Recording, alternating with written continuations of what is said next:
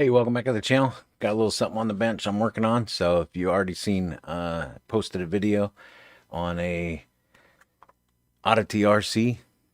This is the all-in-one board. So I'm gonna drop this into a super duper. So my super duper mega ultralight. So this is one of the first ones. So I had so many prototypes that I went through, and then this one here is well, this is an analog and it has a 20 by 20 stack in it. So I'm going to go ahead and take this stack out and I'm going to put that one in. And just kind of a hangout. I haven't done a live stream in a little while, so thought I might do a little hangout with whoever wanted to come along with the journey. You know, working on this quad and put this dude in. I might leave the video out and just kind of do some line of sight flying with it. But yeah, that's pretty much what I'm doing tonight. So come hang out.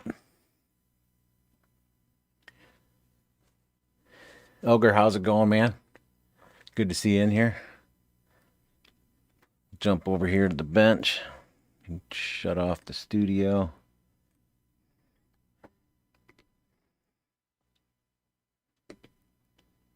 Some live chat up here in the corner.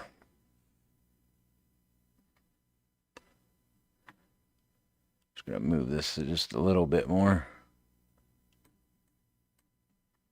There.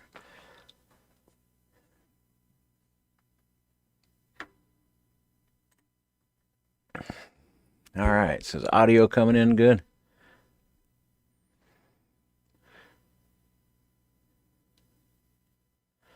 Chilling, bro. Hang out with you for a bit. Heck yeah. You getting in some stick time? Sounds and looks perfect. Thank you. Appreciate the check.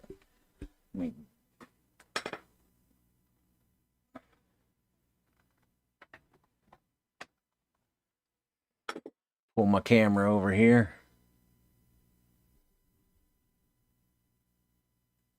There we go.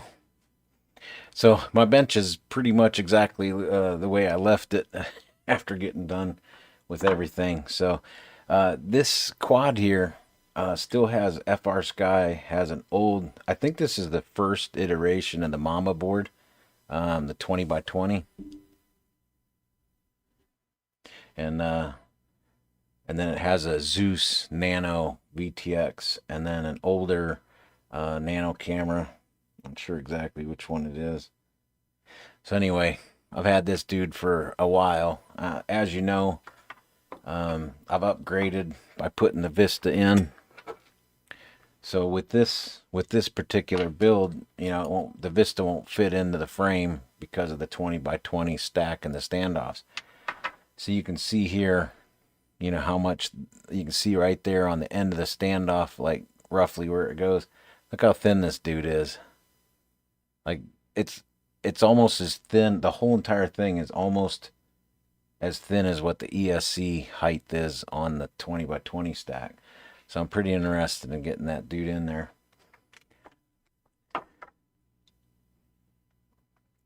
Trying to get in that stick time. I've been all right. I've not been looking forward to all this snow and all this winter weather. I'm just not ready for it yet. Just don't want to do it. So this here I need to work on. It's got a short in it, so I'll mess with that later. That's why I said I might just keep the analog video system in this just to run it, because I don't have a Vista or camera right now, so we'll just have to go through it. Before I solder on this dude, we're gonna take a closer look to it. Gonna want to get a ohm reading. Let me see if I can make sure I get this for your, so you can see the screen. Put something underneath here. Got my, you ever seen that epic great gate crasher? Oh, I earned this. There's no doubt about it. That's kind of cool to get those challenge coins, you know. So we'll just get an ohm reading, or capacitance, sorry. Just out of curiosity, what is the capacitance of this dude before I connect it to everything else? So 352. I'm running 1408 motors, and I'm running 4S, so I'd like to see it. I'd like to see it up into the 7 to 850 range. So I'm not going to use the cap that they supplied, the 470/35. I actually have a smaller cap already on it. This is a 220. So I'll be kind of close to it where I need to be. Once I add more things to it, the capacitance will go up. So I think I should be good with that. Just keeps me from having to use such a big cap. And now I'm just going to do a quick continuity check before I start soldering on it. Make sure that all the motor leads are good. Go ahead and grab our ground here. We don't want that. If we're doing our motors and we get that on ground, I'm not going to be real happy. I guess we'll just talk about something else.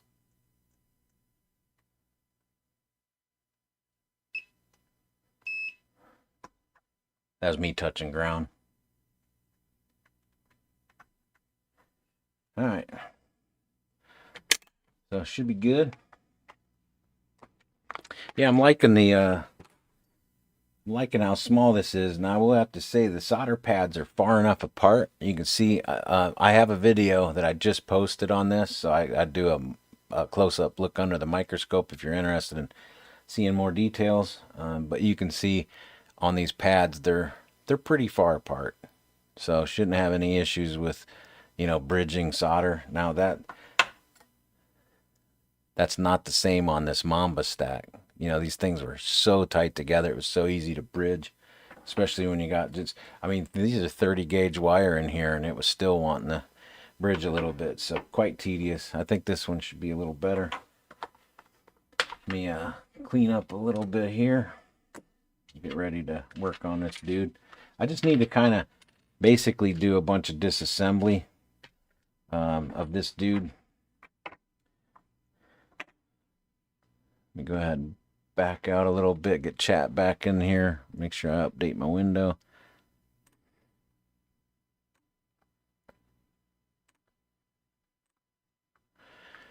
All right.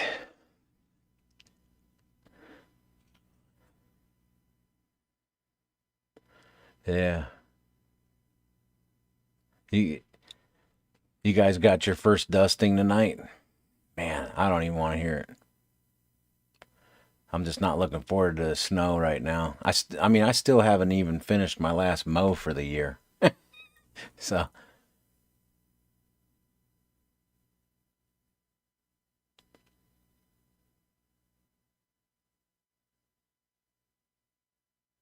oh, you got fourth place on the Halloween race? That's cool.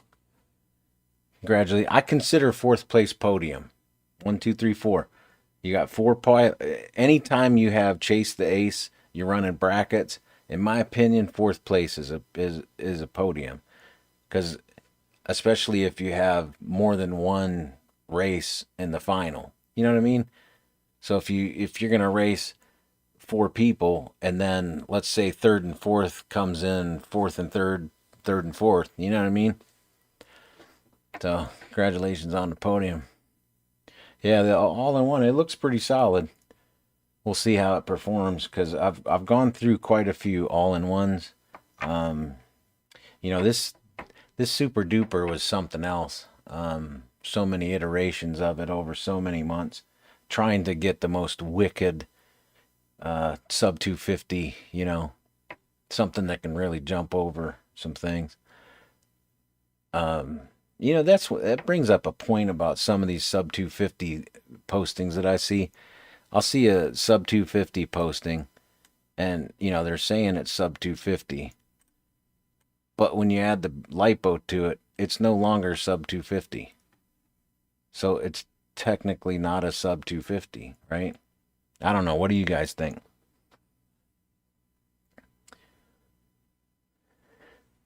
Yeah, I'm wondering if the heat sinks will. It looks like it's conformal coated underneath as well. I haven't looked at it underneath, but looking at photographs of, because you can buy this without the heat sink or with the heat sink. Oddity RC sent me the one with the heat sink. But looking at photographs of the one without the heat sink, it does look like it's coated. Yeah, fourth person, you agree? Yeah, so that's the other thing about the lipo for the Super Duper. So I'm using a 650 tattoo, and I noticed that if I go to the 650 R line, it's like right there. I mean, I've got like 2 grams, 3 grams. This one gives me a little bit more leeway. So I'm kind of interested in seeing, but it's 244. Well, not this one. This one. Actually, I think it's this one. Yeah. The one with the Mamba board in it. So this is the Mamba stack, the all-in-one Mamba. You know, they discontinued it so fast you didn't even get a chance to, you know, your head spun. This has a little ribbon cable that comes out through the heatsink. That board, I I don't know. I'm not gonna say it's been a tuning nightmare, but it it doesn't seem to. It's hard to tune out the oscillations at high throttle. Oscillations are coming from the props cavitating. I've went through so many props, and these peanut butter and jellies are the ones that have kind of been the best. They're really stiff. They don't cavitate as much, so you don't have as much vibration coming back in. But at high throttle moves on this, I'm talking pretty aggressive. I mean, you know, snap rolling over a roof or whatever. This one's it just has a little oscillation to it. And then this is the Speedy Bee all-in-one. I have a video down in my channel for the Speedy Bee as well. This all-in-one has performed really well. There's still that little bit of oscillation, which makes sense. I mean, this is a 4,000 kV motor, 4S, you know. So you're going to have some of that. But this all-in-one has been doing really good for me. So both of those I like quite well. I think, so I've HGLRC, Beta FPV, another one. I got a pile of them over here that are burnt or smoked or I know with my video, in my playlist for the Super Duper, I put the HGLRC all-in-one in, but I had quite a few issues with it. All three of them have gone to the wasteland, so unfortunately. So yeah, I'm gonna start disassembling this dude, and then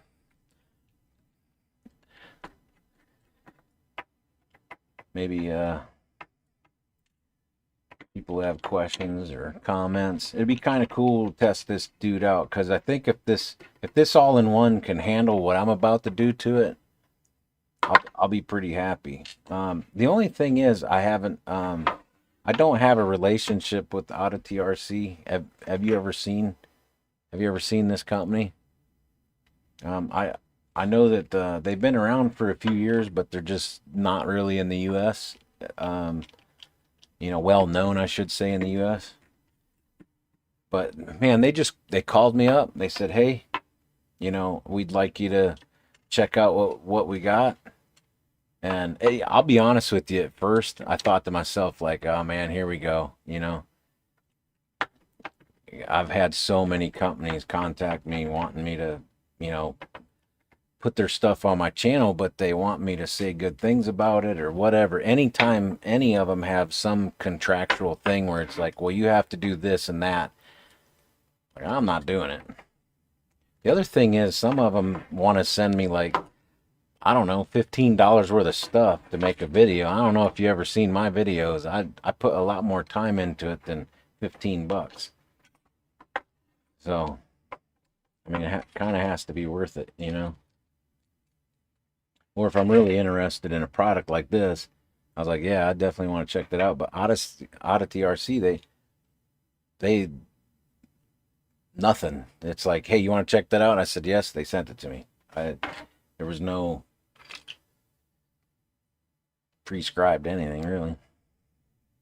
Let me see how I want it. I think I might just pull the standoffs off this. The thing is, I got this FR Sky receiver, and I can't wait to get this FR Sky out of here. I haven't been flying this one. I don't trust it. This FR Sky. I've had two RX RSXRs or whatever in this build, and just fail safe after fail safe. So I'll be happy to get rid of it. I'm going to be putting a Tico receiver in here.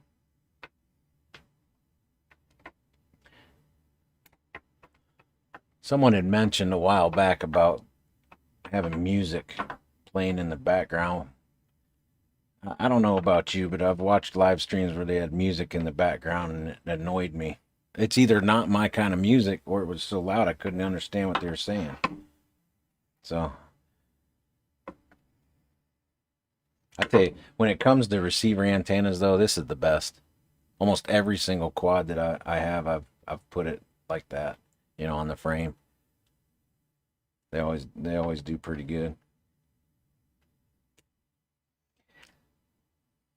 I need to get a hold of Serge at Pyrodrone and see if he wants to do another frame giveaway for Christmas.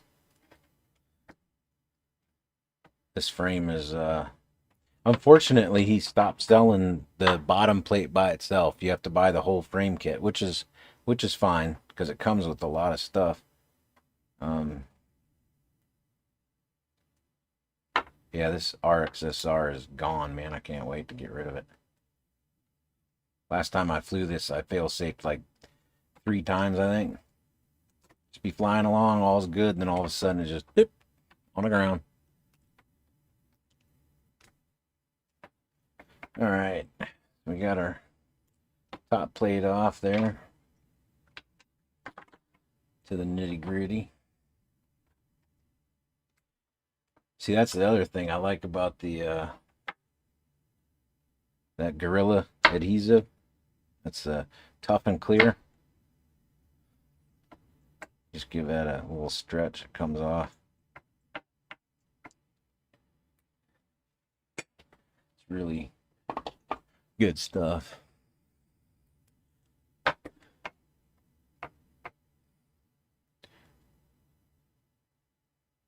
You've been on their website. Yeah, they got quite a few things. I noticed that they got some Big Bird stuff on there.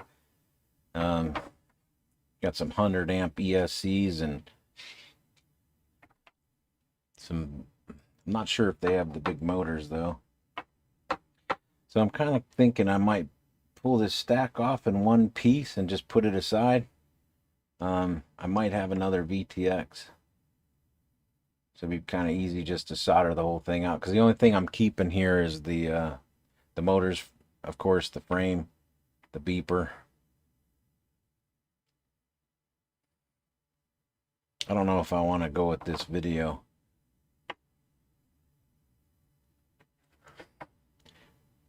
I might have another one of these actually. I'll have to look. I might just go ahead and pull this stack out completely.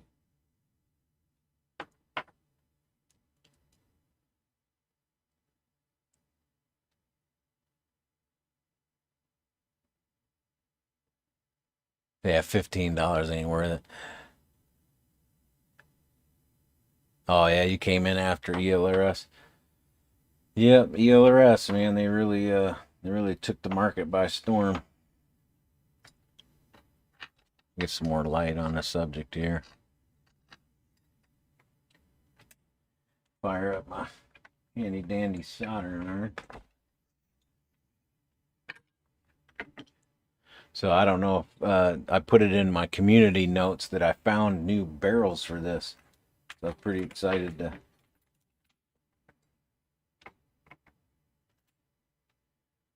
So this end here, that little end right there gets all burn up and fails.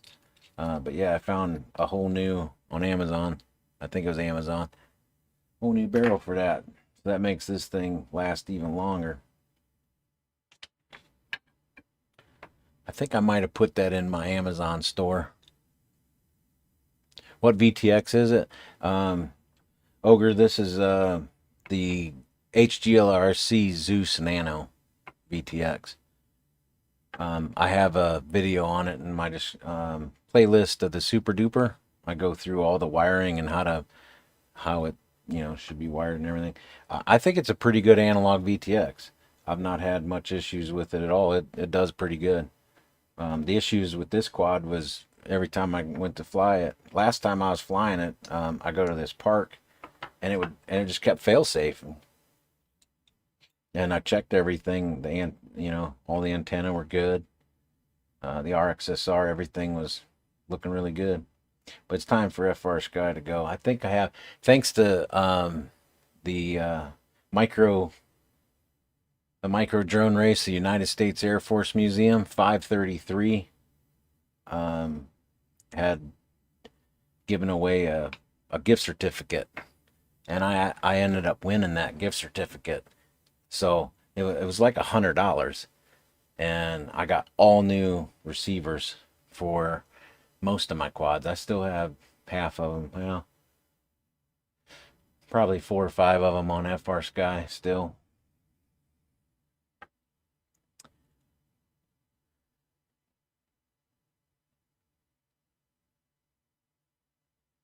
What's up? We got some new in the chat. FPV Gaps, thanks for being a member of the channel. How fast does it go? How high can it fly?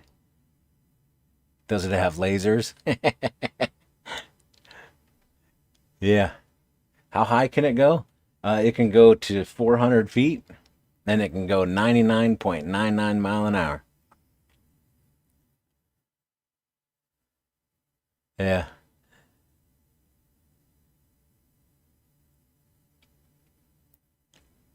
Syrian D. Oh, I'm terrible with pronouncing things. Plus, I'm looking at the tiny script. What are you building?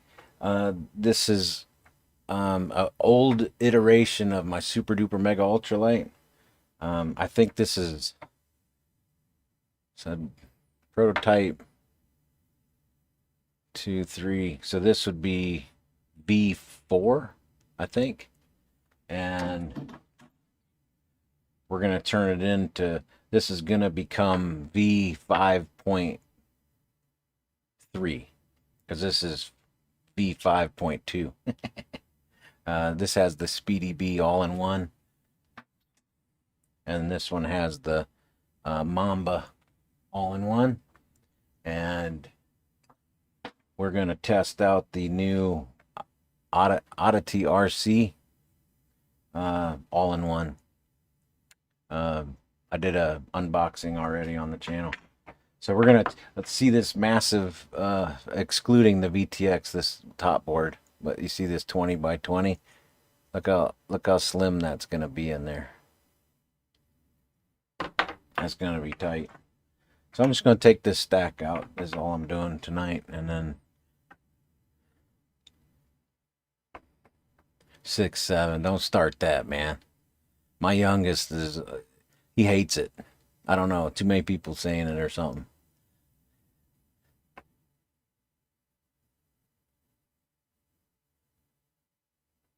Yeah.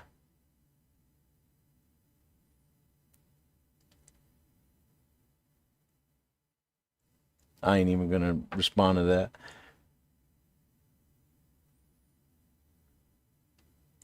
Toothless 2. You know, that is a toothless, but that is not a Starlight. That's the first,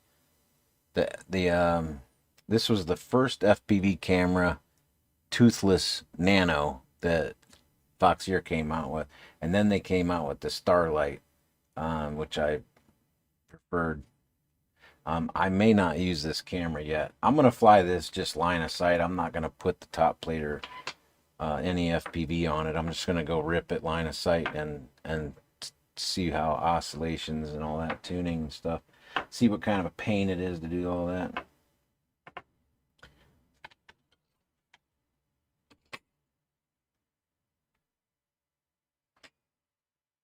Looks like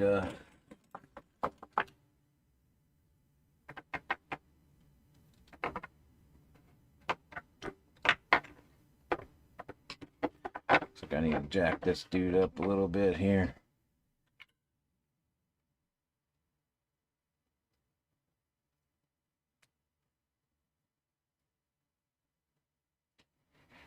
Yeah, it's time for this dude to get an upgrade. I don't want to fly it. I'm scared to fly it because of all the issues. Hey, I got an interesting story for y'all. Once I peel this apart a little bit, you're gonna find this to be uh interesting maybe. This ESC,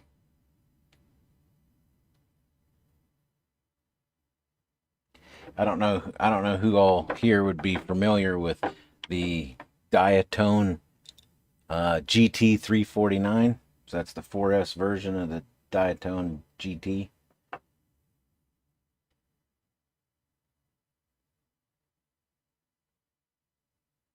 So when they first sent the GT 349 out to people, the first iteration, the first batch, um,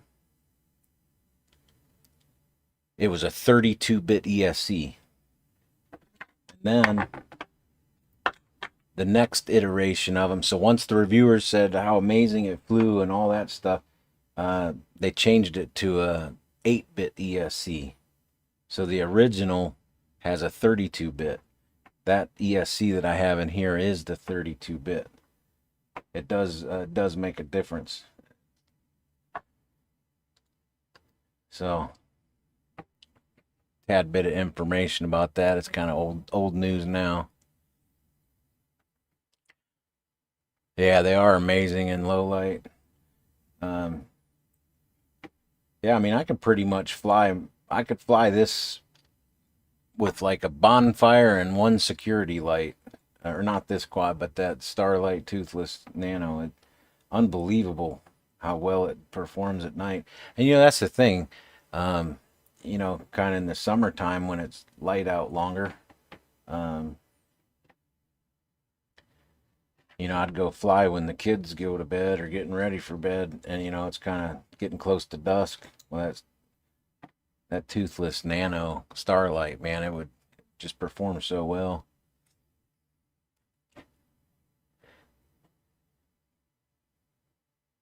Y'all catching any snow? I'm kind of south. I'm about 20 minutes south of Columbus, so we don't have any snow on the ground yet. I don't. I heard a little bit of what sounded to be like hail or sleet earlier.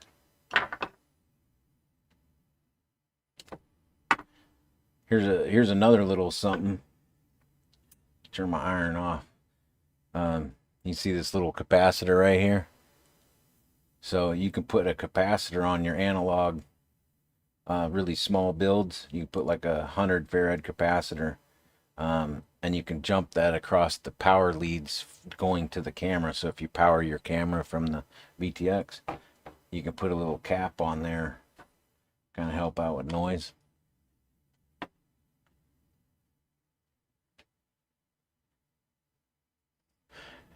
Yeah, yeah, FPV gaps, hopefully ain't an inch. I tell you what, the last report I seen said something about like an inch and a half. Like that is definitely something I don't want. Look at all this wiring and all this weight I'm gonna end up dropping. Can you? I mean, obviously this is the VTX, so we have to exclude that. Um, but all of that other in there. It's just amazing how they've gotten these down so far.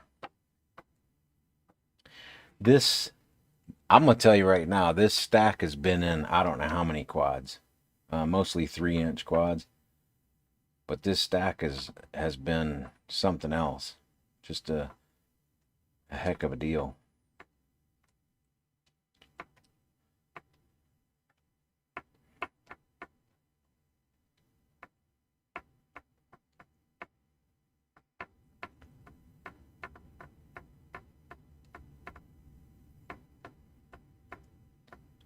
You gonna do some race cow tomorrow?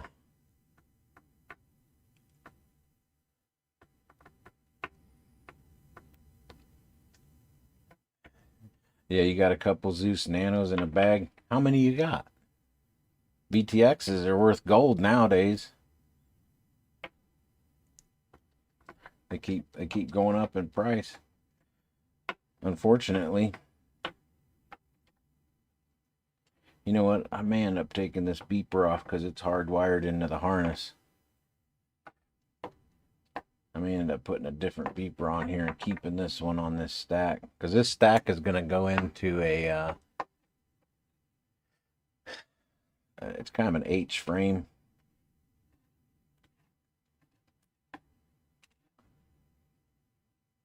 You know, so the props aren't in view.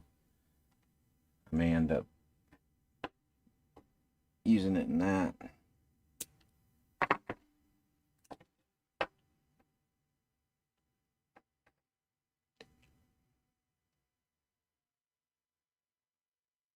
Yeah, I don't know if we're gonna get. I mean, they keep saying that snow's gonna come between now and Tuesday, so I'm not really sure how much we're gonna get. There's my redundant ground. Yeah, this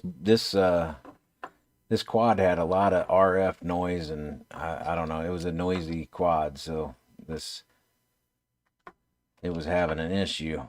So I did all that I could to get perfect video. So I put a small cap on the camera feed. So that's right there where the camera plugs in.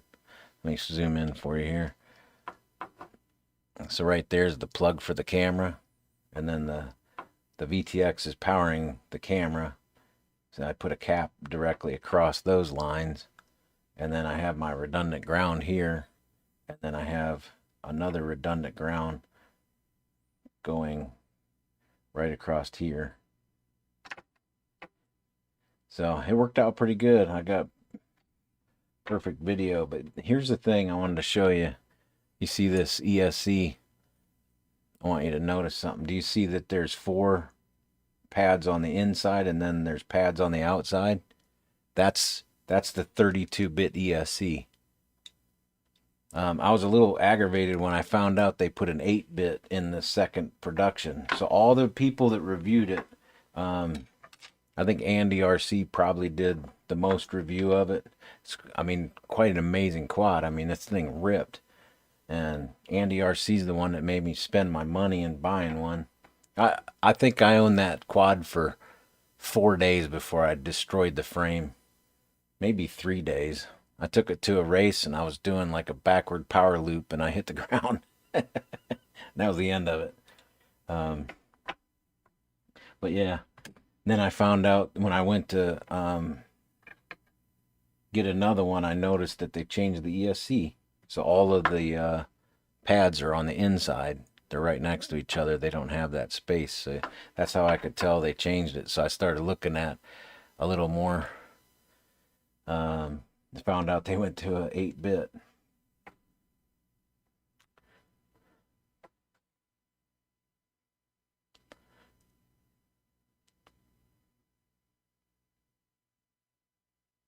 Yeah, might as well, if you're off doing nothing and it's going to be bad weather, might as well get some stick time in, huh?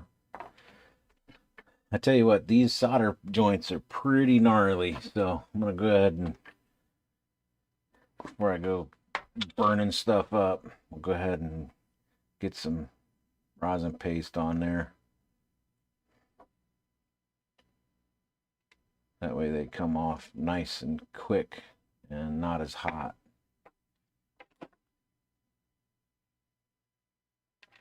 Yeah, like I said, this stack has been in so many different quads.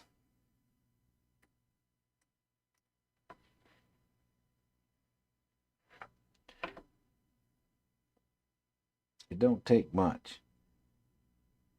A little dab will do you. The other thing is that the solder comes off so much cleaner because the rosin paste will clean your solder joint. So when you get done, you'll have nice clean joints for the next time.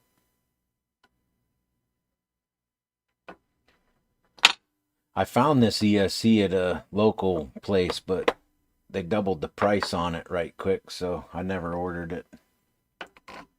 I was gonna get it, but I ain't gonna pay double the price for it just cause.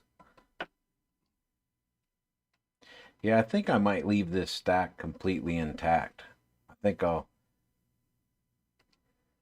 I'll probably just set this stack aside and start over.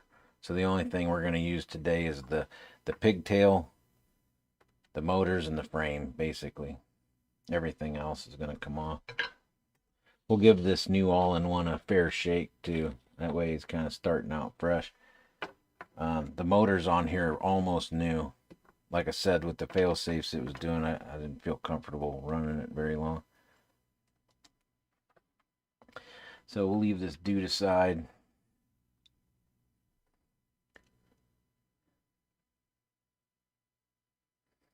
Hey, how's it going? Have a GN.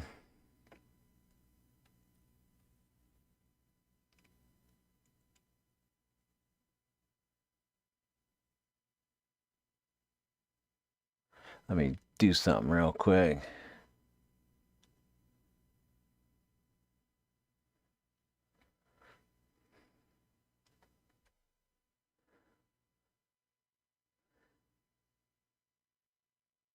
The only thing is where my chat window is, the lighting, and it's so small. Someday I'd like to have, I don't know, like maybe I don't know, something else for chat so I can read it.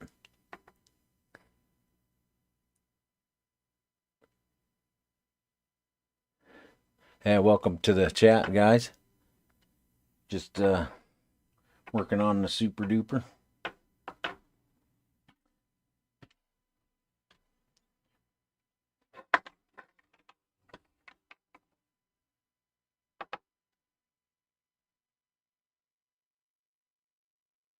You know, the other thing that I like about this rosin paste, it doesn't splatter.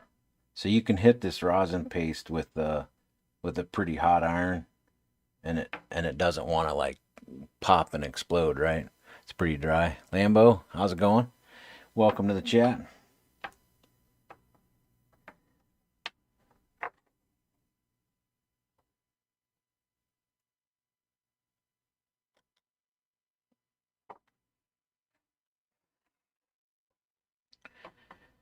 Yeah, don't want to mess up my ESC since they're wanting to charge like $50 for it, and then they discontinued it. You can't buy this ESC anywhere now.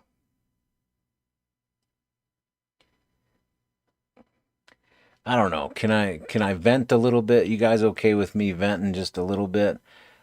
It aggravates me that they like discontinue stuff so fast. Cause it's one of them things. You don't have a lot of money, so you can't buy the new every time. And if they discontinue it, in a year, that's like, okay, well, you kind of update every year, that's fine. But it's gotten to be like every few weeks or something. I mean, and then, you break something and you go to get a replacement and it doesn't exist. It's pretty frustrating. I haven't talked to out of TRC about this all-in-one to find out, like, do they have like a plan to, keep it in stock for a certain amount of time. It's kind of funny because Walksnail had mentioned that when they advertised their system, they had said, hey, we're going to have this in stock, and, we're going to make sure we take care of legacy customers and all that stuff.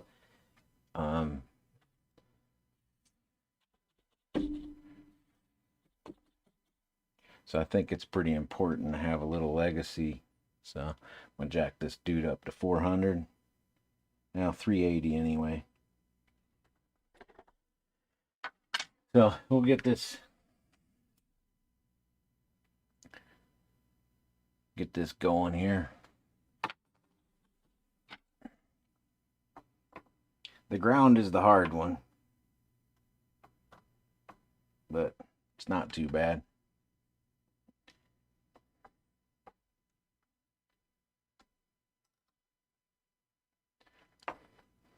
We have 7 people in here. I'll tell you, I enjoy electronics. I don't want to disclose my age too much, but you can kind of tell from the gray. I went to college for electronics back in the 90s and 20 some years as a field technician. So I've enjoyed electronics for a long time, and this hobby is really something. It kind of brings everything into it, you know. So yeah, I'll hit this with some. So I carry some. Well, it's not on there very well. I carry 91% alcohol.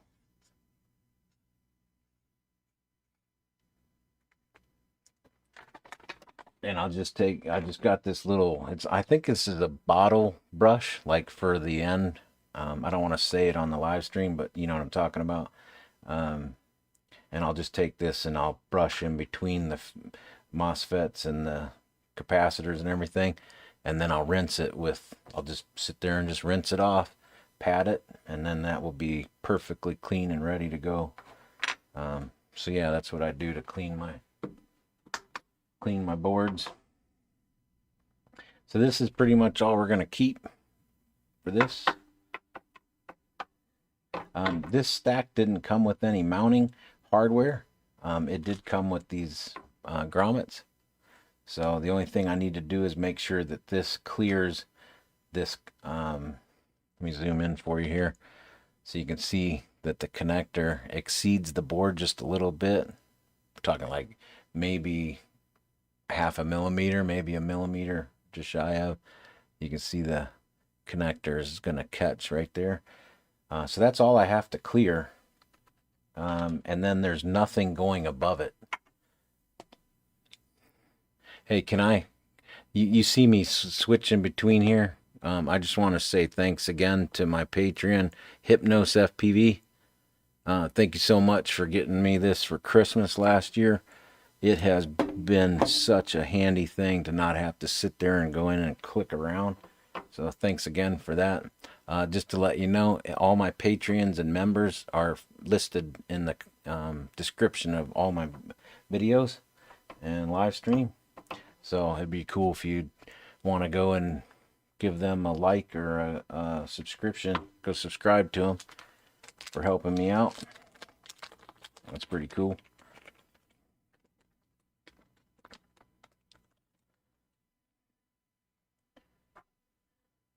So this grommet's pretty good sized. Let me give you a measurement just so you know. I don't think I did any measurements or weights. Figured people might have questions and I can answer it later. But this is 8 millimeters tall, and the long side is 5 millimeters, and the short side is 2 millimeters. So I might use the 5 millimeter. Let me go ahead and pop this dude in case you ever need to know how to put these in. I made a video on it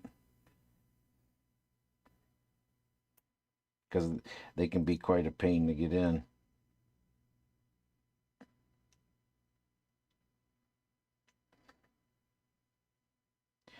These are a little more of a pain to get in because the heat sink is right there, so it's hard to flex it around that heat sink. But I'll get her down in there. Like I said, I made a video on this so I could do like close up and everything.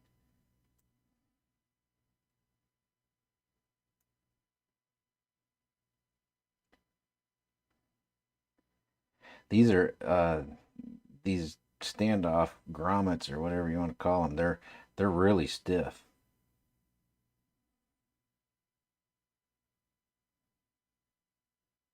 So they're not wanting to go in too easy.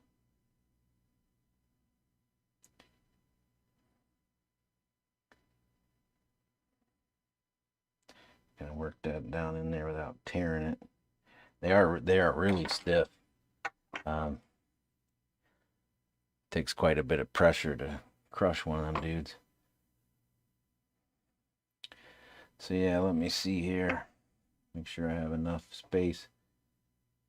Clear that. I want to make sure I clear my lipo strap. The cool thing is the bottom doesn't have anything to catch on. So this will be the orientation that we put it in the frame, and the connector will be out here on the front.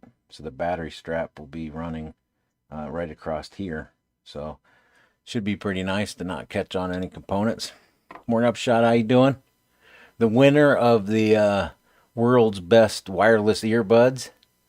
Got a chance to use them yet? I use mine every day. The world's best earbuds. Cracks me up. They are. I mean, I'm going on quite a long time of using those. They're, I mean, for $20 or whatever they are, it's pretty good.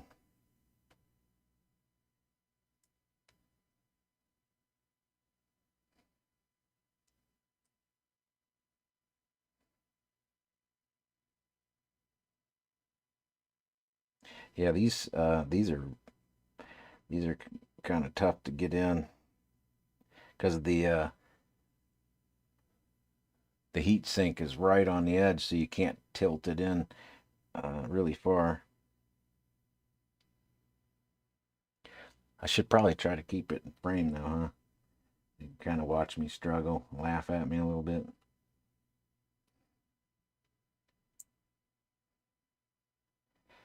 The good thing is they don't have any LEDs or resistors or anything sitting there hanging on to the edge of this.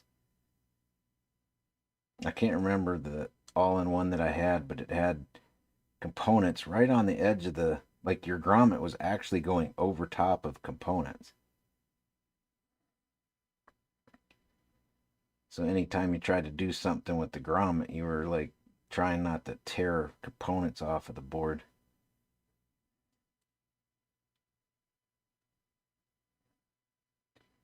Just trying to get that down in there. Okay. So yeah, that ought to sit up pretty good. Pull these screws out.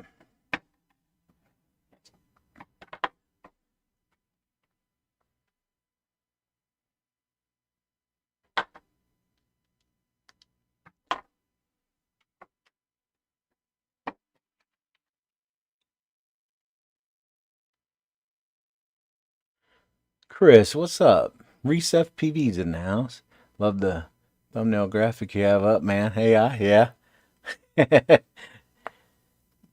That's it's funny because it's MFR FPV and gaps, of course, and AI made made MFR like it looked like he was 12 years old.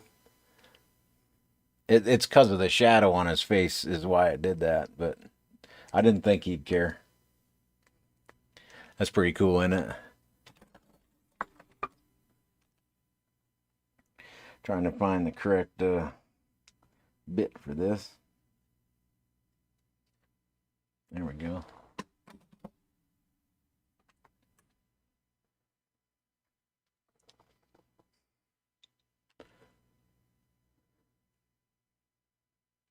Yeah, you're using them then? Use them to stay on meetings as I get my coffee. Yeah, that's cool. I'm glad you're using them. Cracked me up when I seen when I spun the thing and your name came up. Cracked me up because it's nice for people to win that are fans of the channel. I should say. I mean, it's nice if anybody wins, but it's one of them deals.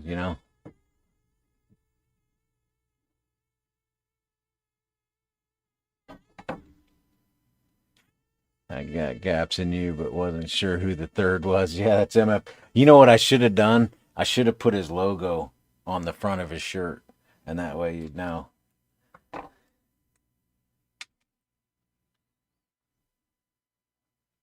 I was gonna say, is this yep. So M2 screw for the grommet that goes into the all-in-one. This frame Surge's this is a Pirate drone. This is the UL5, so this is their ultralight 5 racing frame. It's in stock still. I don't have any affiliate with Surge. I've just been ordering from them for a long time. He's always done an amazing job for me. If I had any issue, I could just email him and it's resolved. So I really like dealing with Serge.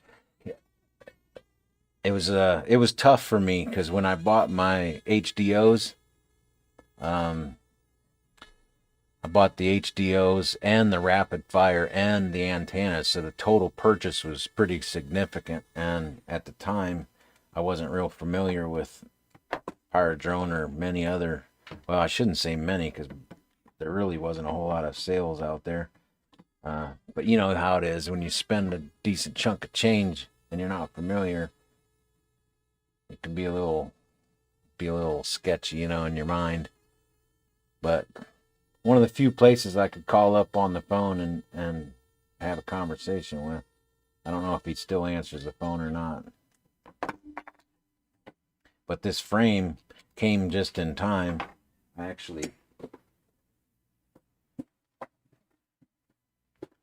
This was one of the iterations. This is a frame, Osprey 5, I think is what it was called. But they made the mounting holes in here for 12 and 9 millimeter. I don't like any frame that does that.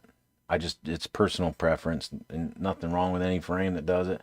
But because they waller that out so much, this area right here is just weak, and it just, like nothing, snapped off. I snapped this one off with my fingers. I actually videoed it, so I have a video on my channel of it if you want to see it, how easy it was just to break off. But I talked to Serge about the things I liked with this frame, what I liked about it.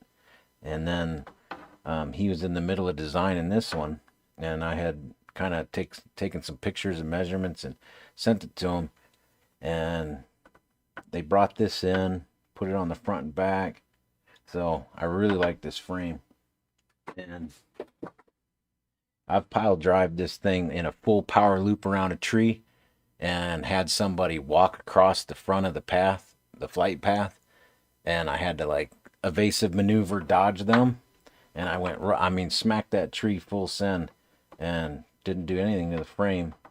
It bent all the standoffs on the top plate, like all these standoffs bent, and I think I broke the camera and dented the bell on a motor, and that was it. So not too bad. All right, so, and the other thing about this frame is cool because it has the 20 by 20 mounting, and it also has the like whoop board 25.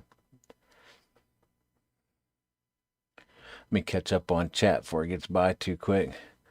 Ogre off to bed, working an AM. Yeah, have a great night, man. Thanks for stopping in.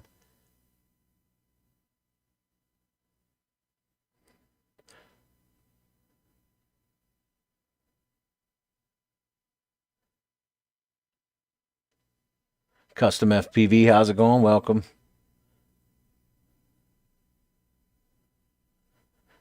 Just working on this. Gonna update it. Gonna take out this old FR Sky and analog. Gonna put a Vista in here, but there ain't enough room under this stack or above this stack. This is, I don't know if you remember the GT 349 3-inch quads. This stack came out of one of those. I think that's 2000. I think it came out before Christmas 2018. Been doing really good, but it's time to upgrade it to this little bad boy right here. That's what I'm doing. I'm gonna have to get a measurement on here and see.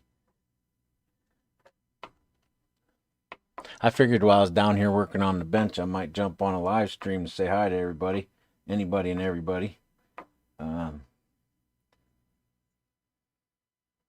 See here, we're gonna put this in here like this.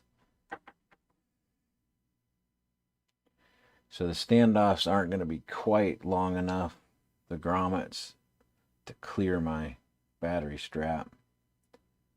So I'm going to have to lift it up probably 2 millimeters. So I'll have to get some spacers.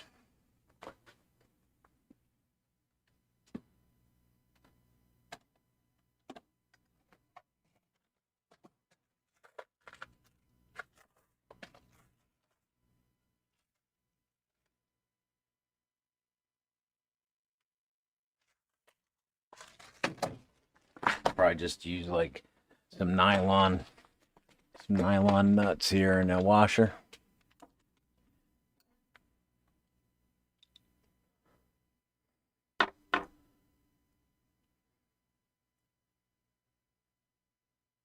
That screwdriver seems like cheating. You know, it comes with this handy little, this base is really heavy. So it kind of stands up there for you, and it charges on the end here. It's called a wow stick. I had a friend of mine give me this as a Christmas present. It's been really handy. Comes with a ton of different bits. I'm never without a correct tool for the job.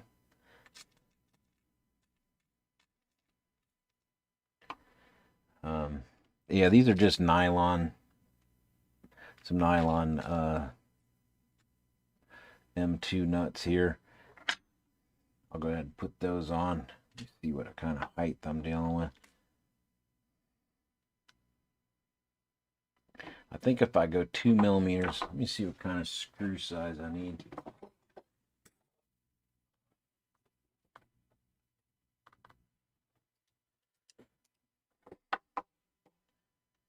So if I want to exceed that and then not have the screw protrude too far across the frame here. So it looks like I need probably a 14. 12 is going to be too small.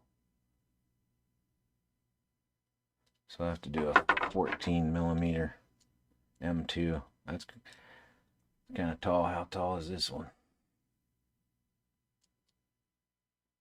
These are 20. See if I got a 14 on hand.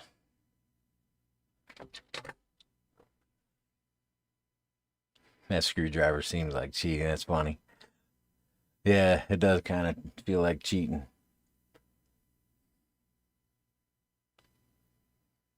Morton says, is that the Odyssey board? Is there a dedicated target for that? I think I saw something on that. Which board are you talking about? The all-in-one? This all-in-one? Oh yeah, Oddity RC. Yeah. So Oddity RC actually has their own target. Actually, I have it right here. Let me just zoom in for you. So Oddity RC F722 all-in-one. So that's what this. So they have their own target on Betaflight. I haven't gone into Betaflight with it yet, so I'm not sure about the target.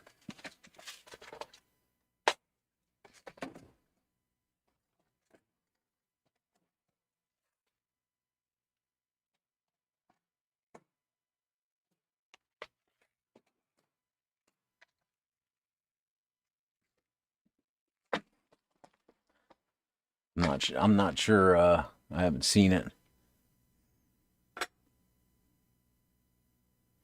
No. Let me see here.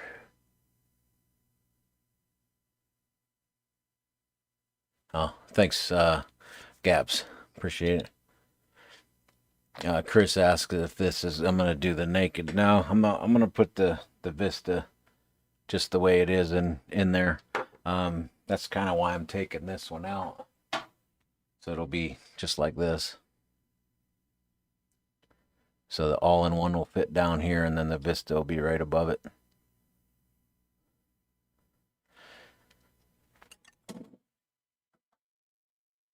And I'll still be in underweight. So I have a bunch of 20s. I bought a whole bag of 20s. We'll have to see if I have a 14 in here.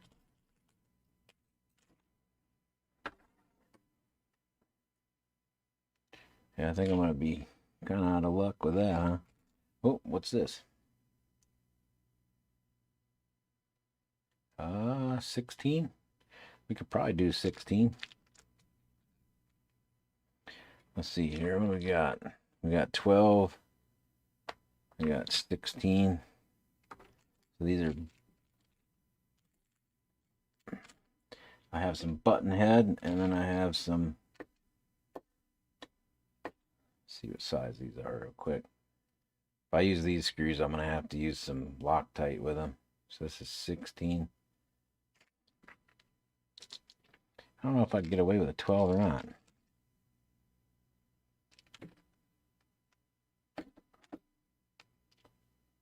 See if I got 4 of these dudes. Yeah, I'll have to use Loctite with these screws for sure. Let me measure this one, make sure. I'm using a 12 on this one.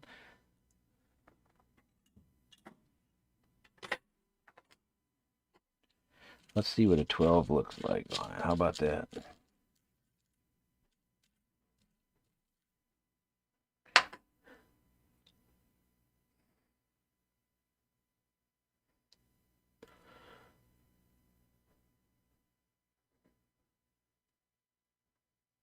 Yeah, out of DRC.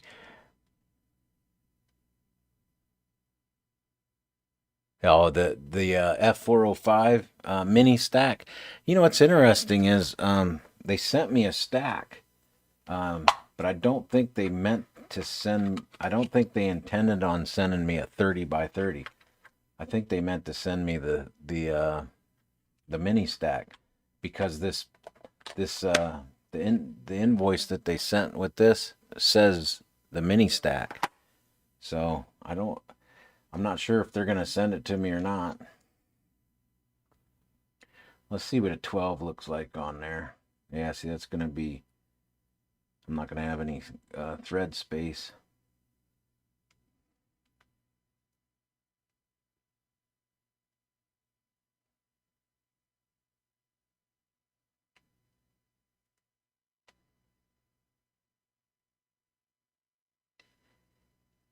It's just poking out the top. I might be able to get enough threads on a 12. We'll squish it down. I need a 14, but I don't think I have any 14s.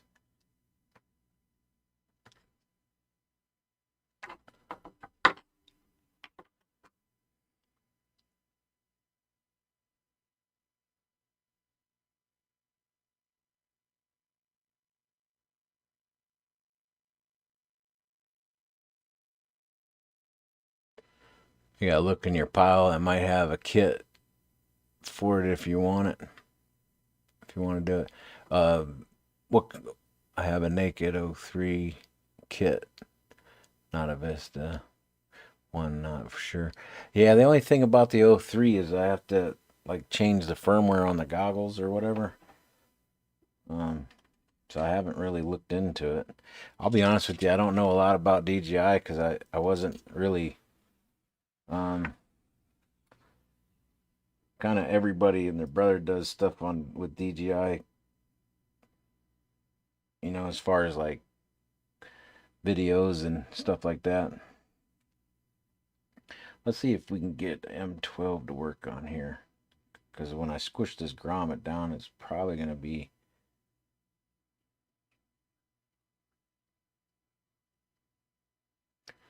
I know it's hard for you to see this thing. I gotta hold it in front of my face. Yeah, I'm kind of concerned that the 16 is going to be too long. If the 16 is too long, then it'll bump into my Vista. So I might be doing some shaving. I might be doing some angle grinder action. Yeah, see, the 16 is going to stick up way too far. I need the 14. So it looks like I'll be doing some angle grinding tomorrow.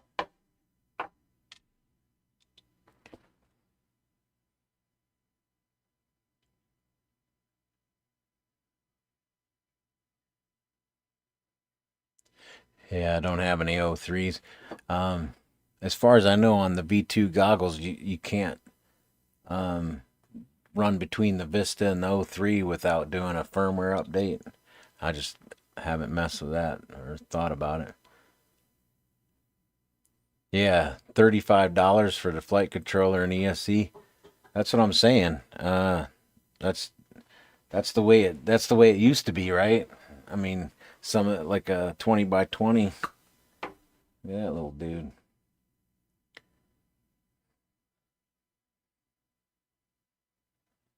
Take him outside in a minute. 35 bucks for a mini stack. And the F405 processor is a good processor.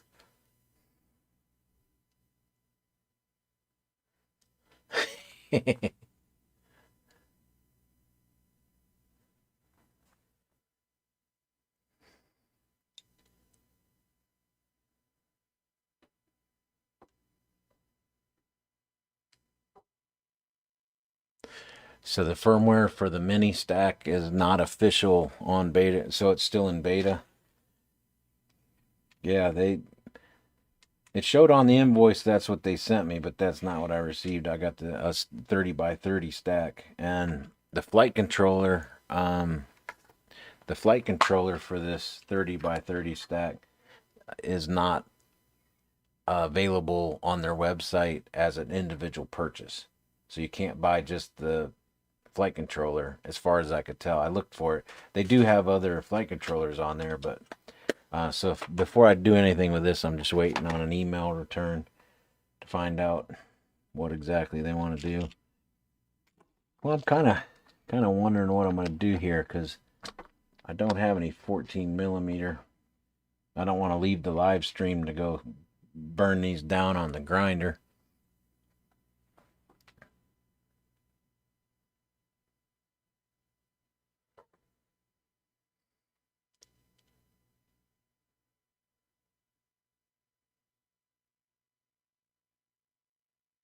You'd take the 405 over the 722 because of the available memory.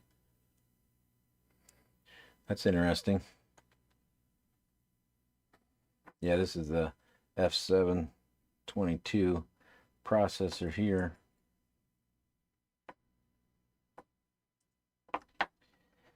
Yeah, I don't think I can get away with a 12 millimeter. It's just going to be too short. Although that battery strap, you know what? I think that might be something else to look at. That's the same battery strap. It's what I use on the Speedy B. Let me look at the Speedy B stack. See what I used on it. Yeah, 14. So I must have grinded them down. That's a bummer.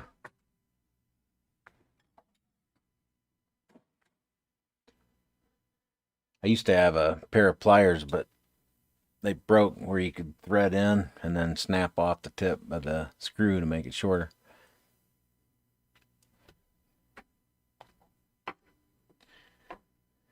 Can't believe I don't have a 14 now. You'd think out of this pile I'd have a 14. So these are 16s. It's 12. I need a 14. Look at, isn't that, I mean, look at all that. Look at all those screws, and I don't have a 14. And they go for 4, 6, 8, 10, 12, 16. Yo, man, what happened to the 14?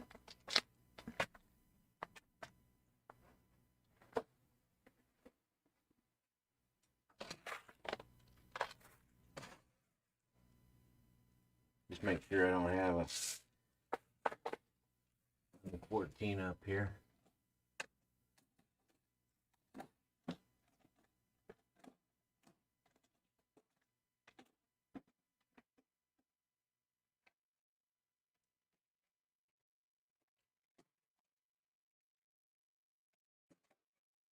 That's all 3 millimeter.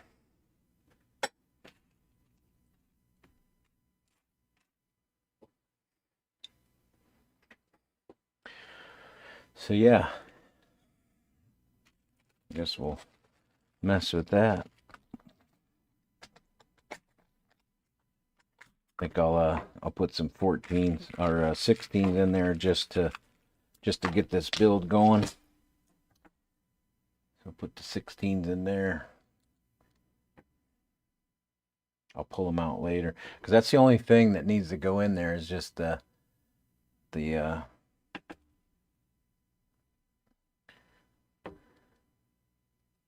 it.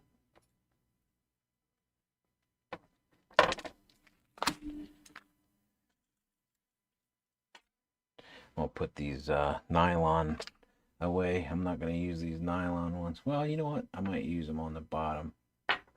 Yeah.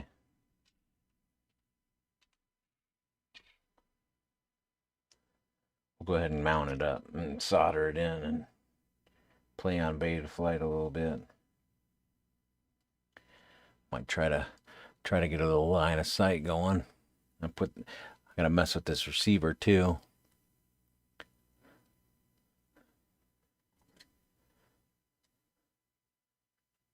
Yeah, F7, yeah. I'm not really sure why it stalled. You don't see a whole lot of development on the F722 then?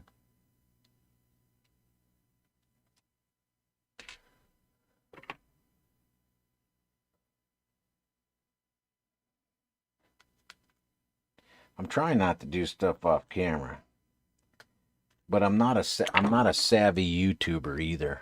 This is kind of a different thing for me to do live streams, but I think it's kind of fun because if people want to come in and chat or get like they have a question, it's like bam, you got an answer. You don't have to. I don't know. I guess it's part of the fun.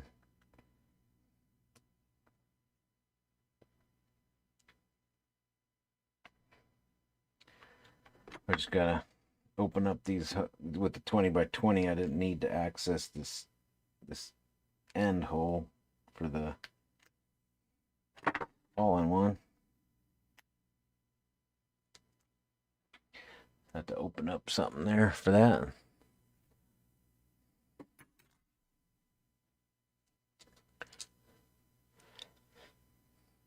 I think I do prefer the mounting of this pretty well. I don't want to use those, do I? I got these.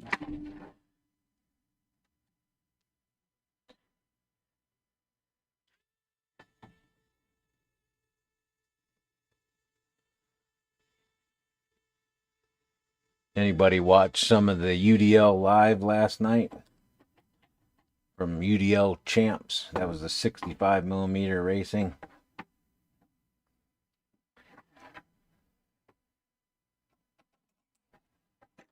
I haven't flown 65mm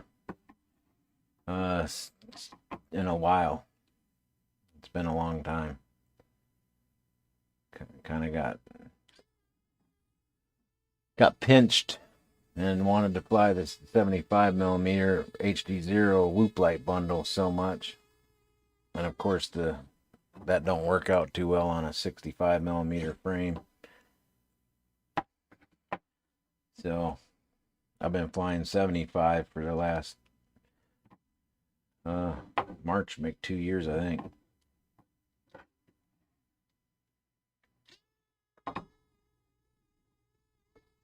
The UDL Igniter race, the championship race, will air next this coming weekend, week from today, I think, Saturday maybe.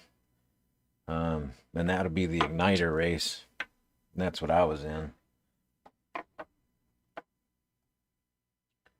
I didn't do very well. Just couldn't seem to zone in. My brain just wasn't gonna do it. I was kind of exhausted too.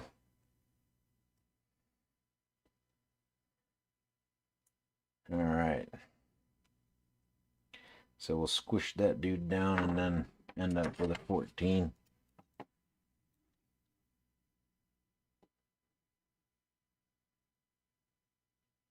So once I squish it down,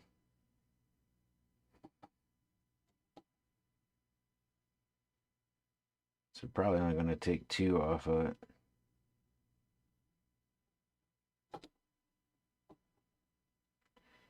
Yeah, so 1.6 will take off of this. I'll probably just go ahead and take 2 off of it. Needs to come through. I purchased some steel nuts so you can see the thickness of the M2. Let me see if I get a tweezers here. So that's the thickness of the nylon M2, and that's the thickness of the steel M2. So pretty significant difference in thickness. Man, I don't want to cover that up. That looks pretty good, doesn't it? I'm just going to stick my receiver right on top and go rip it. I might put an LED on the back for orientation, because I tell you what, this thing's pretty small and my eyes aren't that great anymore. So I might stick a little chunk of cob light on the back here, just to keep me from flying it away. Anybody else here enjoy flying line of sight?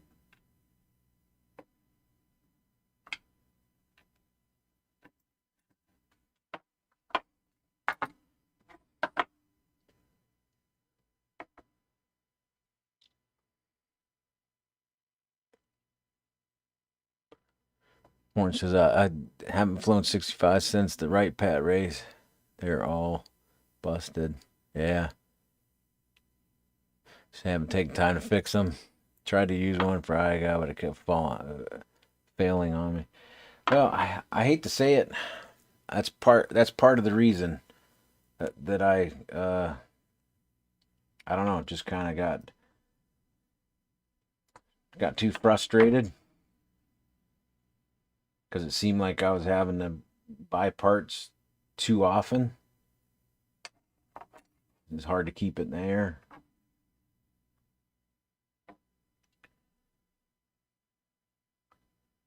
I went through. I don't know if y'all ever experienced was it the Mobula 6 all in one? I went through so many of those boards.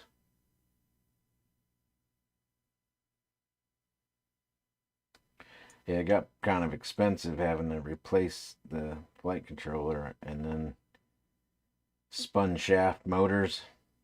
On my 0802 motors didn't really have any issue with spinning shafts, but the 0702 is just plaguing me.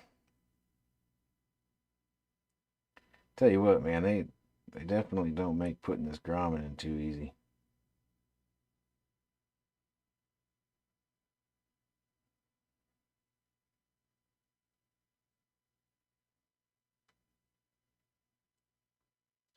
You know, it's really cool that you don't have to worry about motor direction. All the wizards that they've added to Beta Flight has made it so easy. Anybody here remember having to go in and remap your motors and having to like copy a bunch of code to a separate page, and like a note document, and then have to remember which pin, which pin out you had to use? And now Beta Flight just has a wizard. You just quick and easy. Yeah, these are like 3 times firmer. I don't know how to say it other than that, but they're really firm compared to the other all-in-ones I've had. HTLRC, they were like really. I don't even know if I used them. I'm trying to remember if I even used them. I think they were so thin and squishy. Like when you tighten them down when you tighten the nut down on the grommet, it just squished away. There was nothing. There was no support at all. So they're kind of useless. I can't remember which one it was though. I shouldn't say the name of it unless I know for sure, but yeah, it was just so. This one here is definitely gonna hold up to. but because it's so firm, it's kind of a pain to get it in there. Plus, it's M2. M2 is got such a small ID.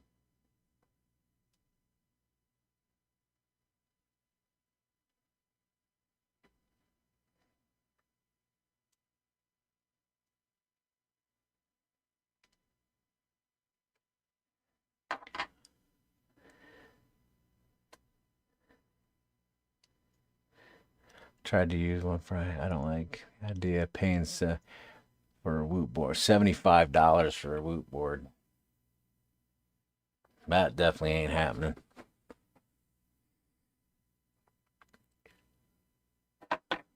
Your micros are aggravating you, Lambo.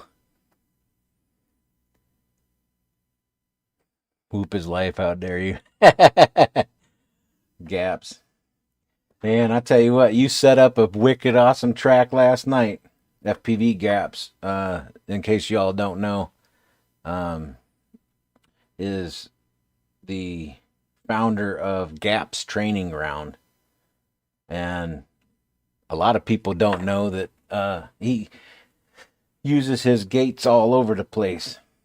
A lot of clubs and races will have him bring his gates and all his stuff.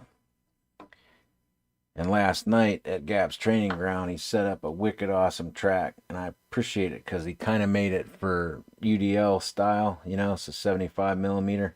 It was 75 millimeter friendly. And it was cool for me because I got to test out one of the 75 millimeter analog quads I built. It's wicked fast. Too fast for me. I don't really have the skills right now to push it.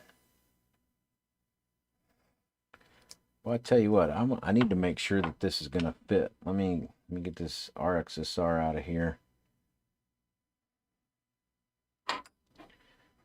Make sure this Vista is gonna fit in there. These grommets are a little bit taller than the other one I used.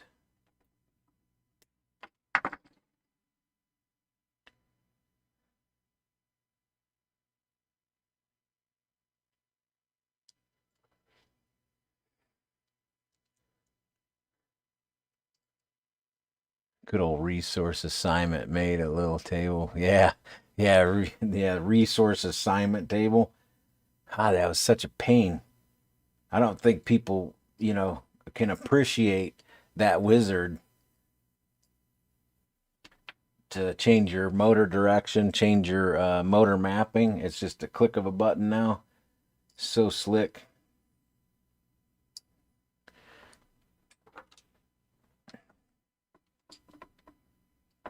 Just gonna check to make sure I got enough space. I want to make sure the Vista's not oh, look at that. Look at that. Oh, you want me to zoom in? It's easy with my. Oh, I'm still zoomed in. Look at that space underneath there. Just clearing it. Now, of course, the thickness of my Gorilla adhesive. I know anybody that watches the channel, which everybody in here is pretty, that Gorilla 15-pound. So you can see the thickness of that. So I got to clear the thickness of that, which is going to be fine because once I put those metal nuts on there, it'll squish her down a little bit. Yeah, these are really firm though. I mean, that's almost like, you can see there's not much play there. These are really firm grommets.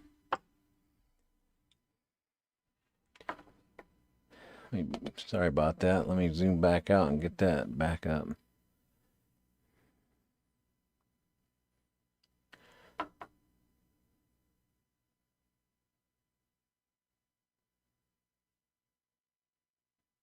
Your micros just need love, he said.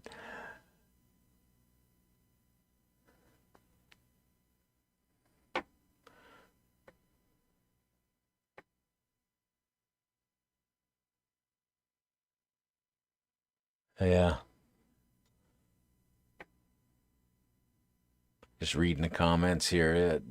Yeah, quality control on some of these things has been something else. On when it comes to the Whoop boards, I know you guys probably seen my video where I'm using a chopstick on the board and I'm, pushing down on the processor. I'm like pushing on the corner, and you could see my receiver comes back online and all this and that.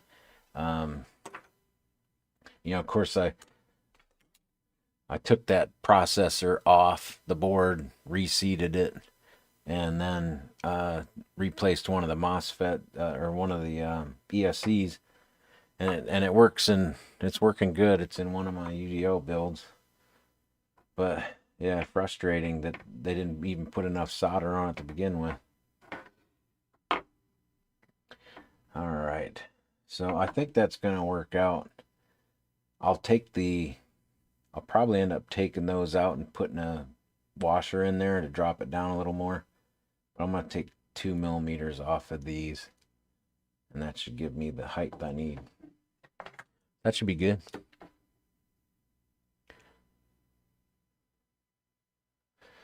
The USB. You talking about this USB here?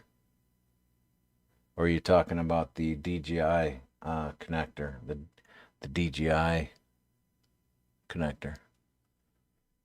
Any chance of USB touching the board below in the crash? Oh, the USB on the Vista.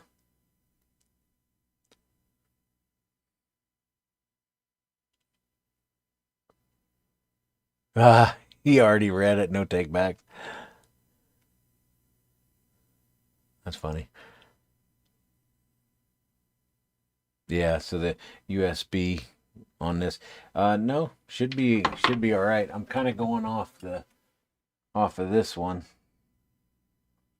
so you can see the amount of space that's in there. Now the grommets on this one aren't as firm. They squish out a little bit. You can't see it because I got all the wiring in the way. But yeah, there's probably, I'd say 2.5 to 3 millimeters between that. So no issue there.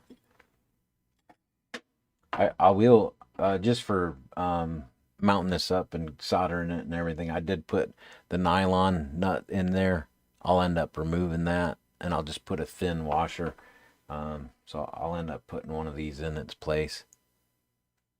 But for now, just so I could take this on and off without the screws falling out the bottom, I put those on there. So I can do that later. No problem. Just for this video, I mean, honestly, I'd go out there and I'd grind those down right now, but I don't want to leave the live stream right now. I know that there's been a couple times I had a live stream and I was kind of crunched for time, and people were coming in like, oh man, I just missed it, and it's like, I don't want to do that again. So I may end up taking this loose. I don't know exactly where I want to have that, but it looks like this is not going to be as long. And I want to add a beeper. I got my 8-year pile here going. See if I have a beeper in the bottom of there already.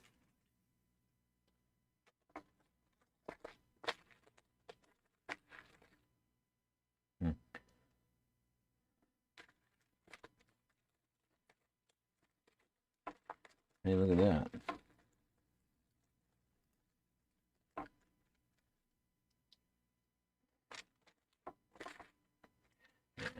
I might have another beeper in here somewhere. I've been trying to get organized. I got a bin with all my wiring in it. It's all my wire harness.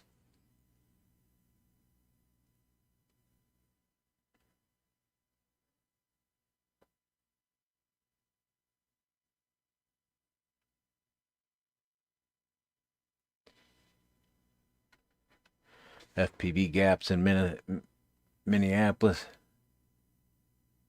Oh, you're in Lambo, you're in Minneapolis?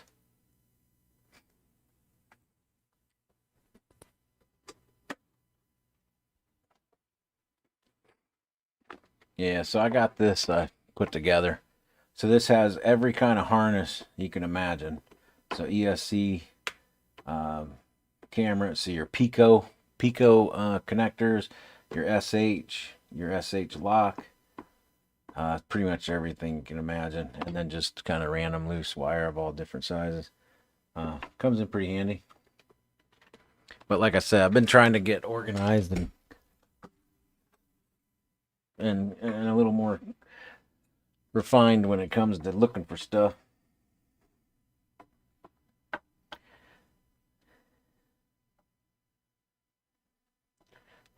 So this is going to be nice because all-in-one is the same as the other two. So when it comes to moving and switching around, like if if you have a Mamba that you can't buy them anymore, they discontinued them or they went out of business or whatever that happened.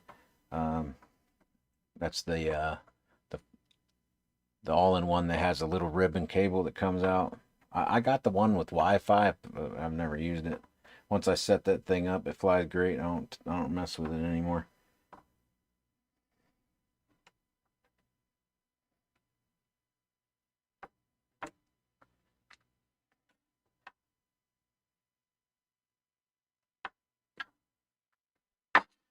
Get this dude wired up and get some power to it before I do any power. I want to connect this to Betaflight. Let me jump over here. We're just going to check this board out real quick and see what's going on internally.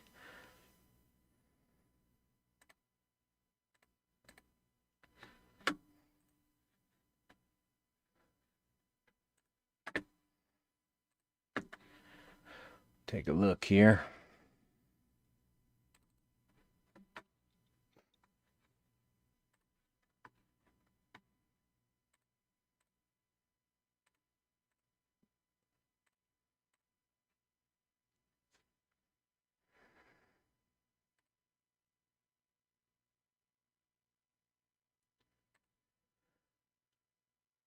Let me see here. Grab Betaflight. Oops.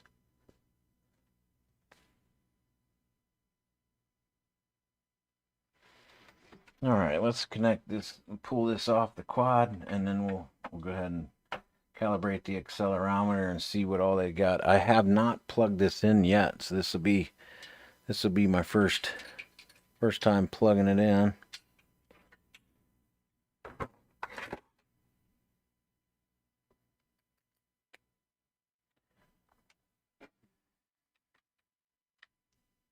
We already did a continuity check, so we don't have to worry about the thing frying the computer, right?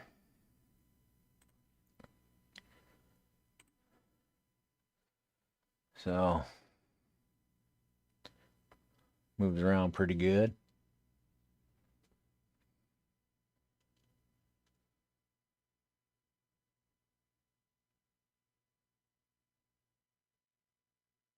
But many one of those connectors in that box. You may have made one of those connect. I think you might have made 3 of those connectors I had in that box. Yeah. What's up, Greed Fox? How you doing? Welcome to the channel. Yeah, the UL5. Tell you what, Surge knocked it out of the park with that frame. That frame is definitely my favorite frame. I'm not gonna worry about board orientation right now. I'm just gonna calibrate the accelerometer, just making sure it's moving around, and then we'll go check out. So this thing has 6 UARTs. The paperwork here says 5, so they're using the 6th one. So it says 5 UARTs. So it obviously has 6, but this one's being used up. So the DJI is running on UART 2, I believe, and I'm gonna end up putting it on the first one.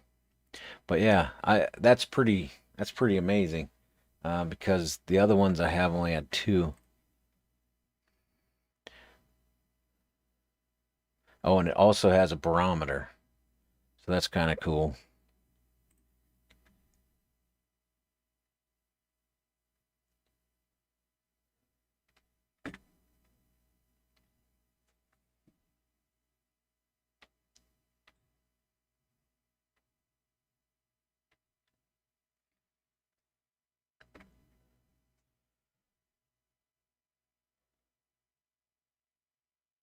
Just looking at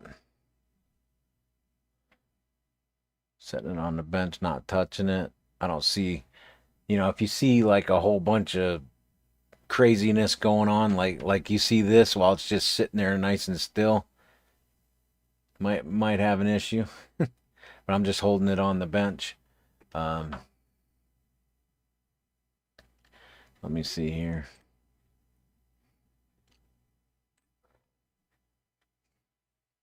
So just to give you an idea, I just have it on the bench and I'm holding my finger on it. All, pushing it down and let go. And then, oops. Guess we gotta go to beta flight here.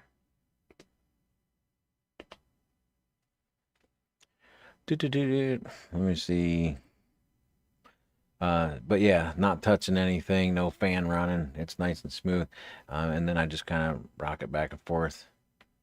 So looks like it's doing good. We'll see what happens when it gets in the air. Air mode off.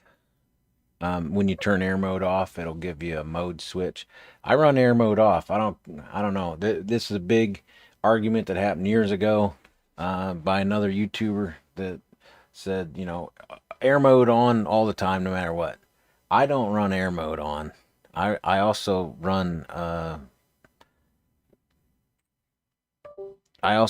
my motor stop. So I'll have in my motors tab, I'm going to change that.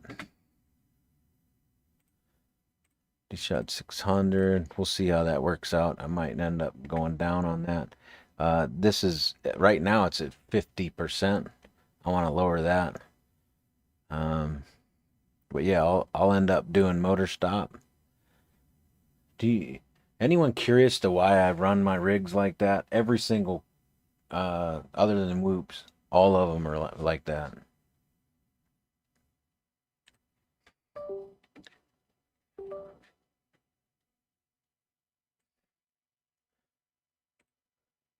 There's nothing in there. I'll have to drop my OSD in. It's auto PAL. I'll have to change that to PAL if I'm going to use that camera.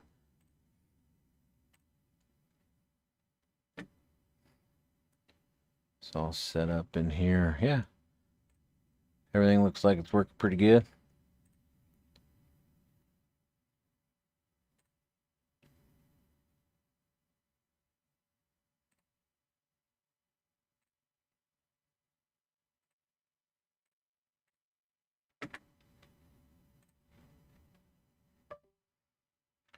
All right.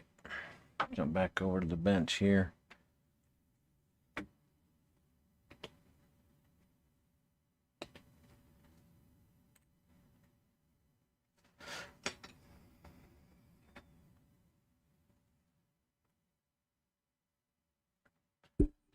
So everything looked pretty good in beta flight. Board's a little bit warm. Man, running 50%. I'll have to modify that. I'd say it's safe to say we go ahead and solder up LiPo to this dude, plug it in, make sure all of our voltages, output voltages are working correctly. Let me catch up on chat here. Make sure chat window's open.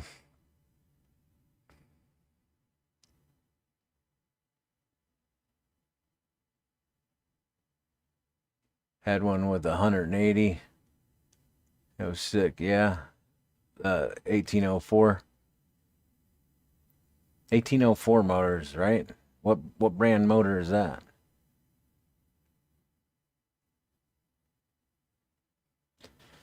So if you just need a Firefly smoke stopper, bro.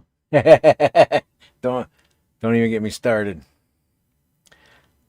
Hey, smoke stoppers are cool.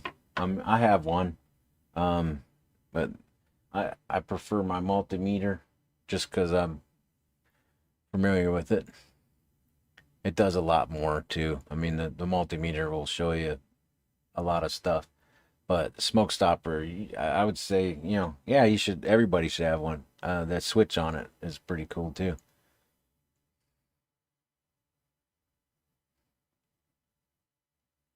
Motor stop, why? Yeah, so Morton, you want to know? So here's the thing. Let me pull up a video. I will show you why. This will be a prime example of why. Let me see here. Pull chat up in the window. So let me dig real quick and I'll find this video so I can explain it a little bit better. Just go to my channel here.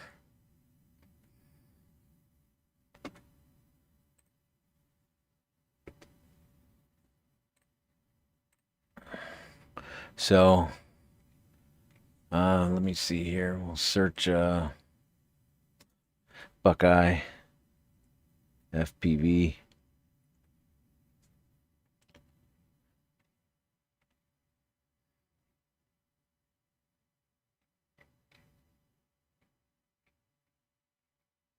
I don't know if I should just do a general search or just go look on my channel. Let me just go back. I don't know what Buckeye FPV would pull up otherwise.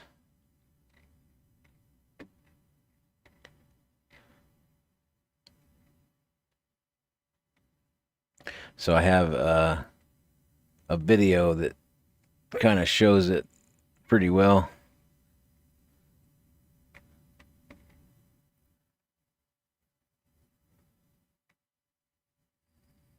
So the air mode on a switch is a big deal to me because I don't want air mode on all the time, because if you bump into something or you're about to crash, like this is it here. Turn off the volume. Yeah. So here's, are you ready? Perfect example of why I have it on a switch and why I use motor stop. So I hit the ground. I'm looking at my OSD. I don't know why, but I fling my quad into a tree, right? Now watch. Did you see what happened? You can see my propellers. See, now it gets caught on that. If I had air mode on all the time without motor stop, the props would try to spin right away and just go nuts. So I'm able to actually hold my air mode off, and then I can initiate just a little bit of throttle to get out. You see that? Let me show you again. Oh, that was another. Yeah, hit some. Lost my video. Racing, man. I tell you what, you want to talk about spending some money on some parts.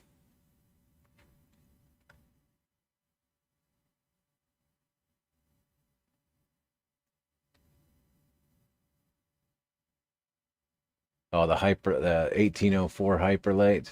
Yeah. I haven't seen them in person.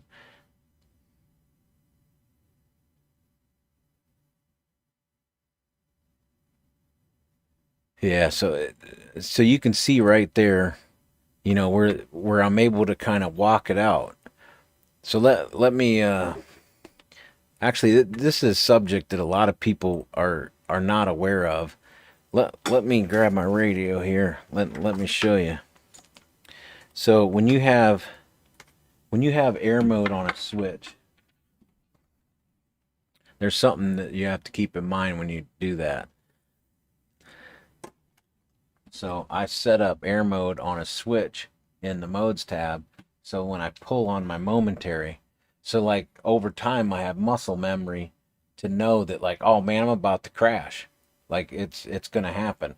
When you're flying, you can't pull all the way down if you have motor stop on, right? If you turn off air mode and you pull your throttle all the way down, the quad's gonna tumble out of the sky.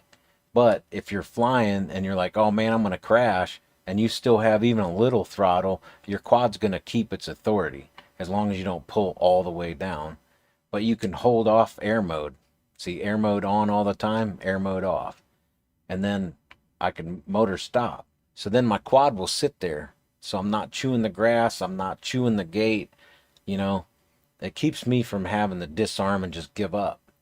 So especially like freestyle, when you're like you're on a roof or you're in some wiring or you're, you know, in a tree or whatever the case may be, you can disengage air mode, pull your motors all the way down, and then you can kind of give it a little throttle.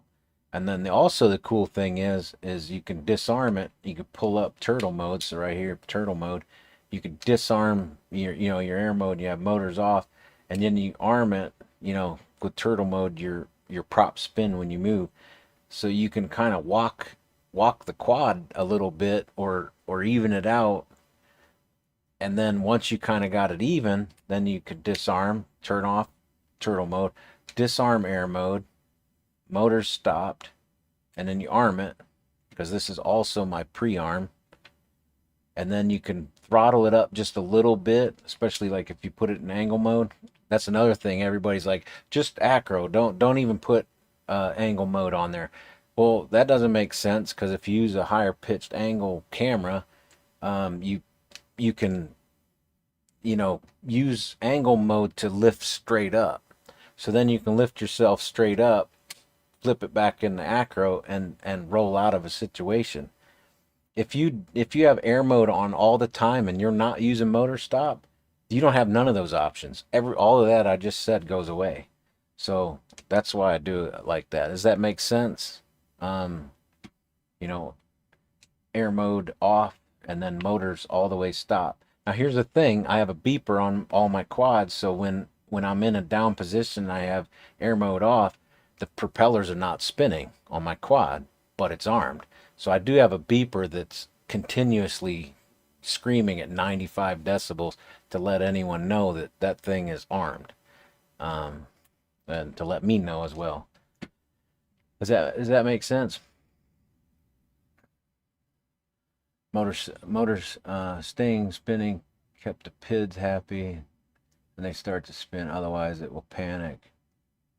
Yeah, so you're not going to pull air mode off in mid-flight and pull your throttle all the way down. But as long as your throttle is, I think it's 1060 or 1080, your quad will hold authority. It won't tumble out of the air. You go below that, then yeah, it'll tumble out of the air. Yeah, so the quad will stick to the wall. Yeah, with air mode on. Yeah, for whoops, I don't use air mode. Unless I'm freestyling, I might use air mode. I'm trying to think. Now, I think I turn air mode off all the way, and I just bump my idle up just so it doesn't wobble in the back when I drop throttle.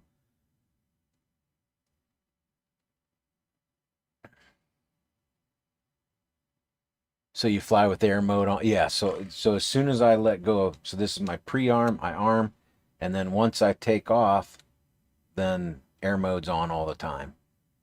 So as long as I'm flying, air mode's on, but the only time I hit this button is when I'm going to land, because I don't want the thing sitting there bouncing on the ground. When I land my quad, I land nice and soft, and then I turn my motors off.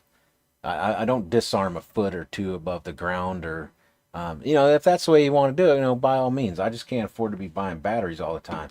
A lot of times I'm landing on asphalt or concrete or gravel or something, you know, or on mostly, you know, on concrete.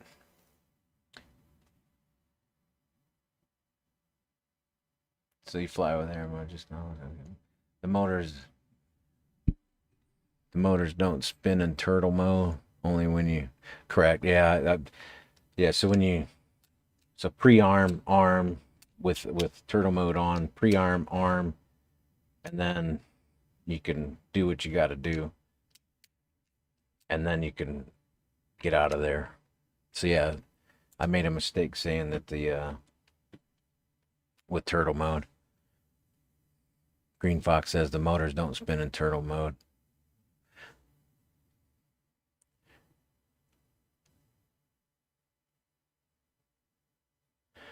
Your chat is like 20 minutes behind. I'm leaving. What do you mean 20 minutes behind? Oh, I didn't update chat. Hold on a second. There you go. Hang tight, man. I'm not a or you can leave. I don't care. I mean, bye. My chat window is I have to update it. I didn't have it on the forefront because I turned on beta flight. But yeah, let me see here.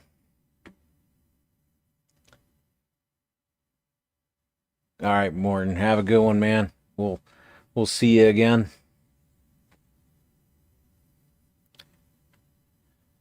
I didn't think chat was behind that far. Was that one line? Let me look at the stream. Stream health. I don't know. Maybe my router's getting hot. Excellent. Stream health. Yeah. Looks like it's coming through pretty good.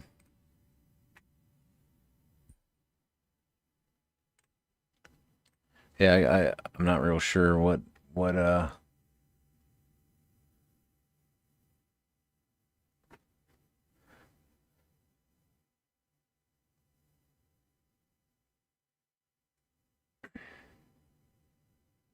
not sure what he means by 20 minutes behind.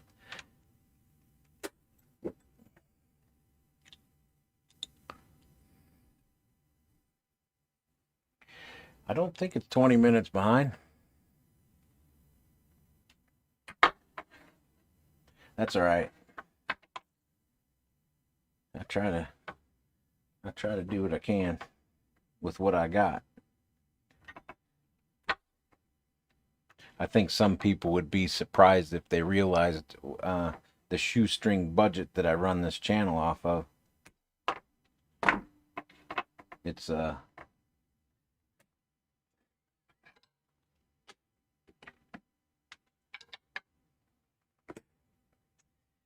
my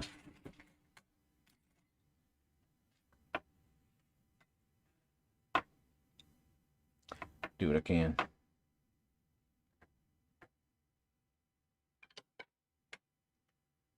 So go ahead and solder up the wires here. Get some ESCs on there and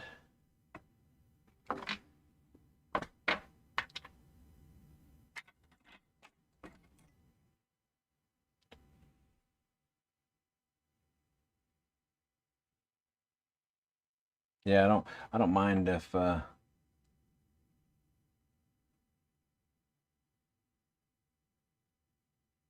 think that's what he meant. Coincidental, yeah, coincidental timing. I assume that's what he meant, that I didn't have my chat refreshed. When I turn beta flight on, then my chat, the little chat block here above my head doesn't update unless I change positions. So whatever.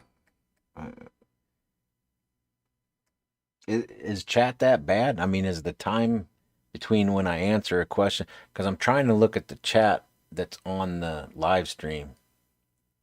So like when you're viewing what I'm doing, I'm answering the chat as it comes in on YouTube and not on my, I don't know, maybe that's the confusing part. Maybe that's something I need to look at. So I don't answer chat on YouTube when it comes in. I answer chat when the broadcasted happens. Or when but yeah, I don't know. I mean, it was is what it is.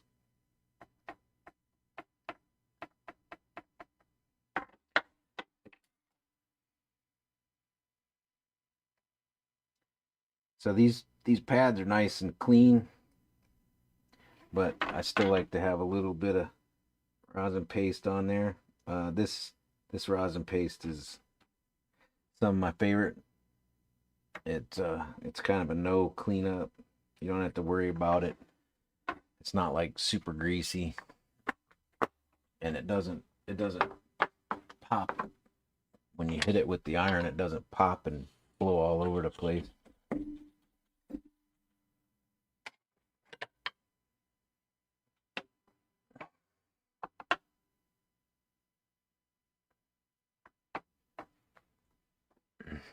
Coincidental time. That's funny. Yeah, I don't know.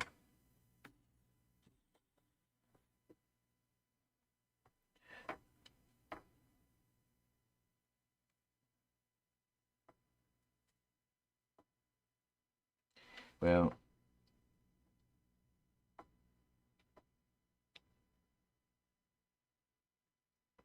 one thing I've learned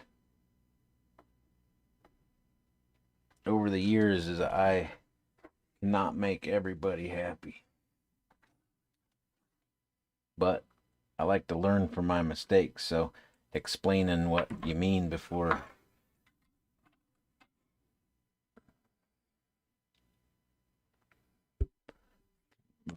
dropping the F letter and leaving, you know, at least let me know what exactly are you talking about. That would be fair.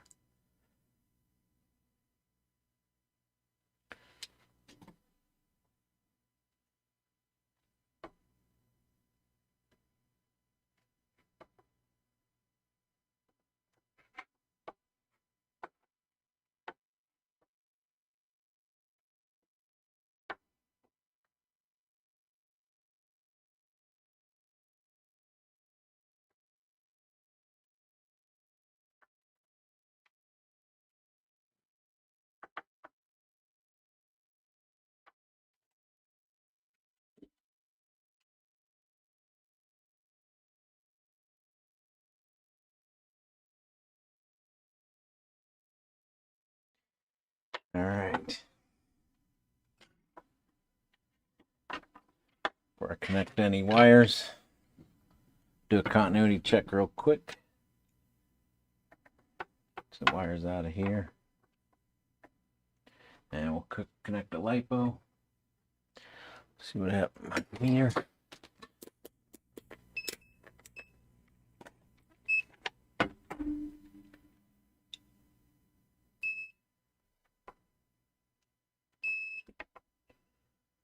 All charged up. There you go.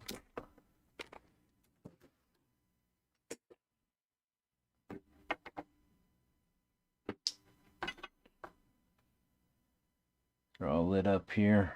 Leave it on for a second and see if it lets out the magic smoke.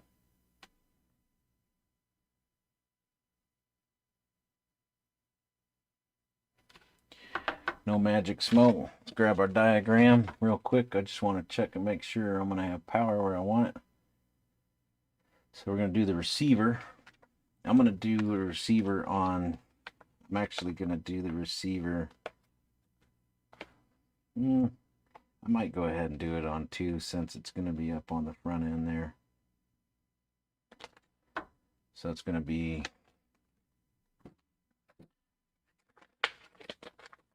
going to be on here. So we have 5 volt is going to be the second pad in. So we have T4 and then 5 volt. It's nice, the silk screening on this board. If you have questions on my channel, I've already done a unboxing, and then I pulled it into a micro camera so you could see on the micro camera. See the screen there. So we'll go ahead and get our 5 volt pad here without touching anything. Let me pull this over here.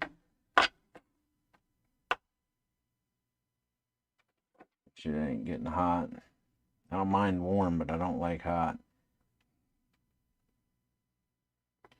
5.15, nice and steady. So we should be good there. And then I just want to do clean continuity to the ground that I'm going to use. The ground I'm going to use the second pad over as well on the bottom.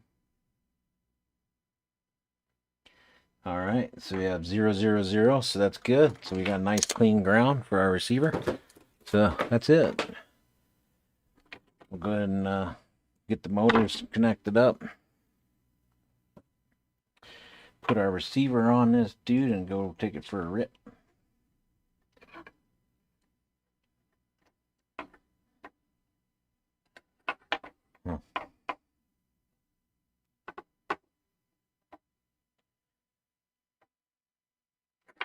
Make sure I got my wires right.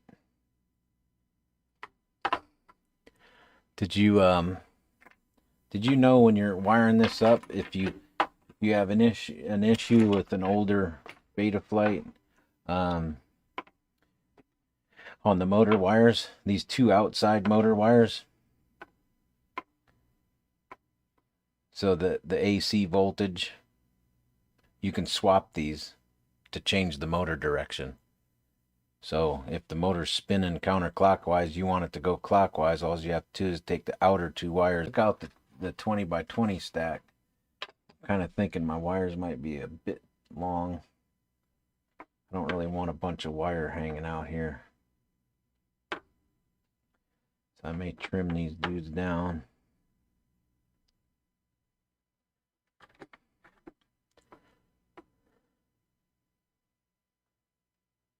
Yeah, chat 20 minutes behind, huh?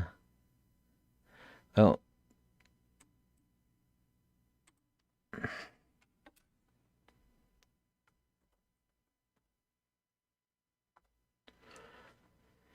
one, two. Man, that's 2 seconds. I typed that in and I hit enter and it literally came up in 2 seconds.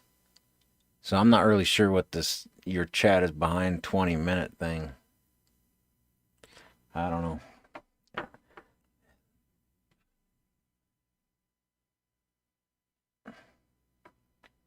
Yeah, I think I'm gonna go ahead and trim those wires.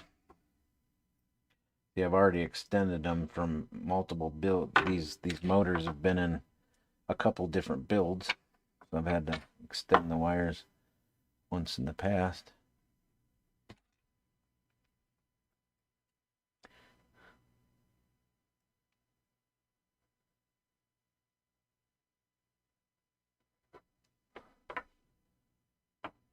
I'm just gonna push them all the way down and then probably clip them off. Looks like the shortest one there is going to be the answer, so we'll just go ahead and trim them all to the shortest one.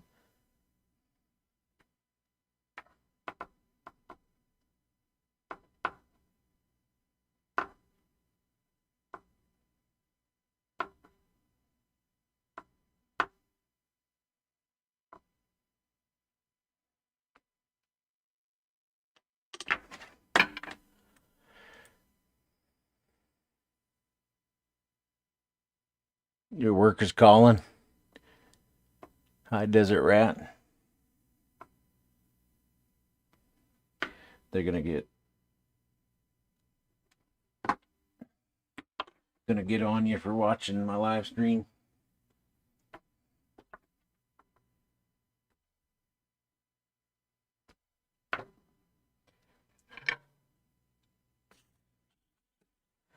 Go ahead and butter these up a little bit. Ooh, them wires are old.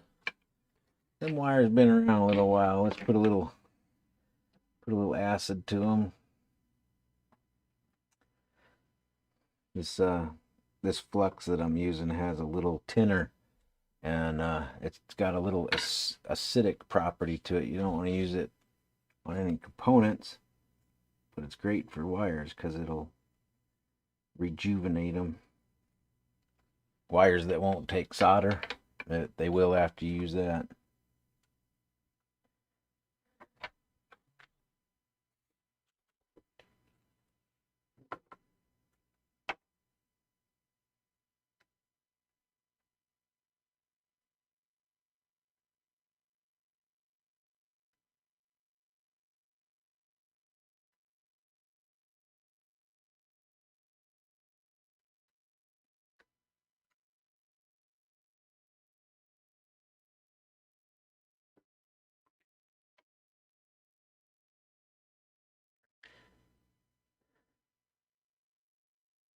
Maybe for being late. Yeah.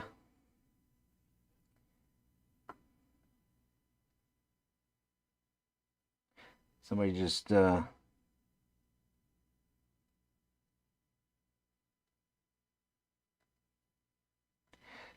informed me my chat was running behind, but I can't see any proof of it.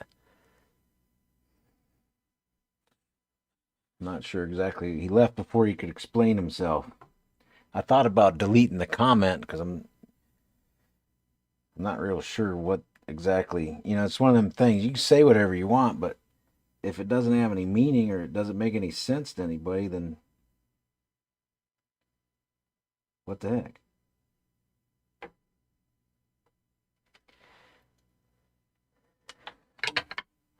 This thing, I'm really hopeful that this thing is super fun.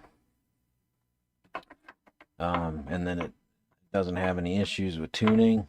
So I'm looking forward to it because I've put a lot of effort and time into swapping it out. That's one thing when it comes to parts and pieces. It's frustrating if you buy something and you go and you build it and you're all, you're ready to go. And there's just something about it. It won't work.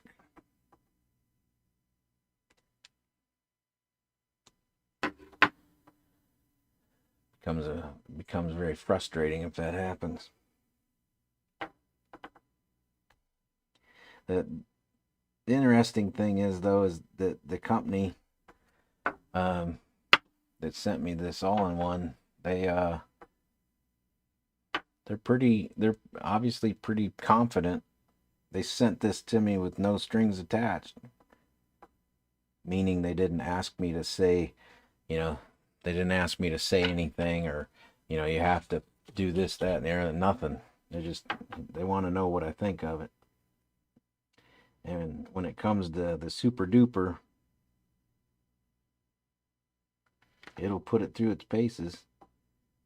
Now this is saying that the ESC power distribution board in here can handle up to a 50 amp burst. Now obviously with the 1408 motors I'm using, I'll never even come close to that, but 40 amp continuous is quite a bit.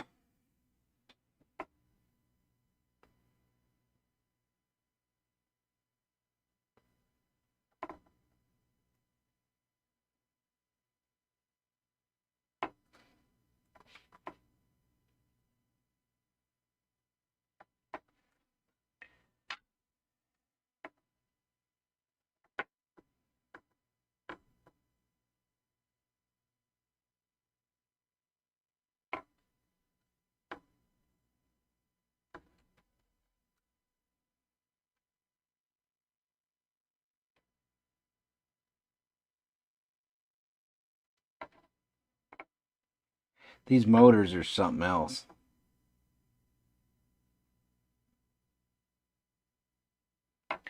So these motors are no longer available. The company that made the motors for Diatone, the Mamba, these motors are 4S. So these are the GT349 motors, 1408, 4000 kV. And then they also made one for the GT369, which is 6S. Really made the quad famous, whatever. It made that quad. These are pretty gnarly motors. But I got a hold of Diatone. I called him up and I said, where are we at with this? Because I wanted more of them. The company that made them went completely out of business. So they're not available. You can't get them anymore. Fortunately, I have some to get me through. But so I'm looking for motors. So I talked to the guys there out of TRC.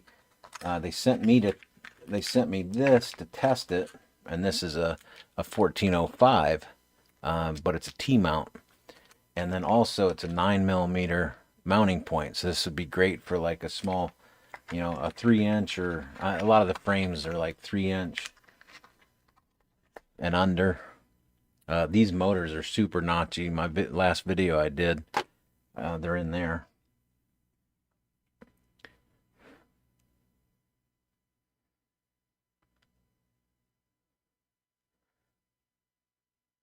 You're still watching? Well, I appreciate it. High Desert. Yep, this is the Oddity RC all in one. They sent it to me. They want to know what I think of it, and we're gonna give it a rip. I'm just gonna secure this on here. I'm not gonna put any FPV on it. I'm just gonna stick my receiver right on the top, and I'm gonna go fly it line of sight. I don't know if I'm gonna fly it tomorrow line of sight or not. We're supposed to have an inch of snow on the ground by the time I wake up, so we'll see how that works out.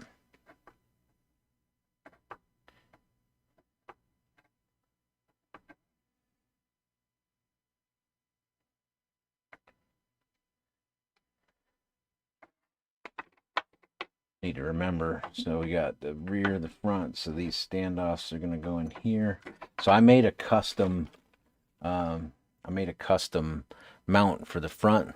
The one that they have included in the UL5 frame from Pyrodrone, the one that's included is for a smaller standoff, and then also it didn't accept the nano camera I wanted to put in it, which has worked out really well for the DJI, because I needed to get space inside there for the receiver.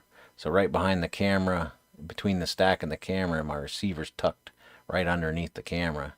And this is the Nebula Pro Nano camera.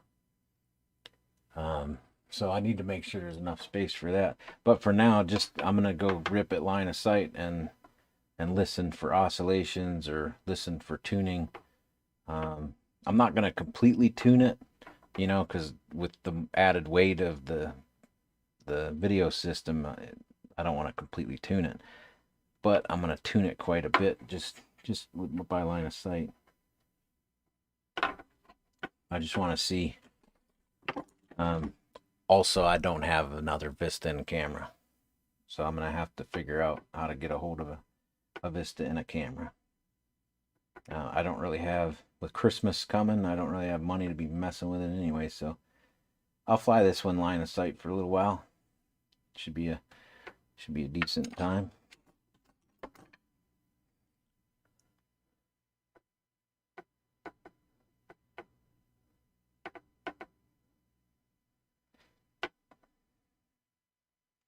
You know, I'm a somewhat particular person. That comment has bothered me because I don't. That test came through in 2 seconds, and I looked at my stream health, and it's perfect. So I don't know. Not exactly sure what he's talking about. If FPV Gaps was still in here, he would say, blow it off.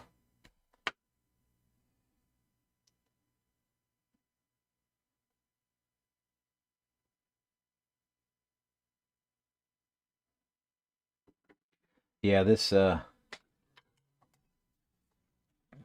all-in-one seems to be pretty nice from the tech and spec, you know, all the information about it, which of course I have a video on my channel already. I went through all that. Like,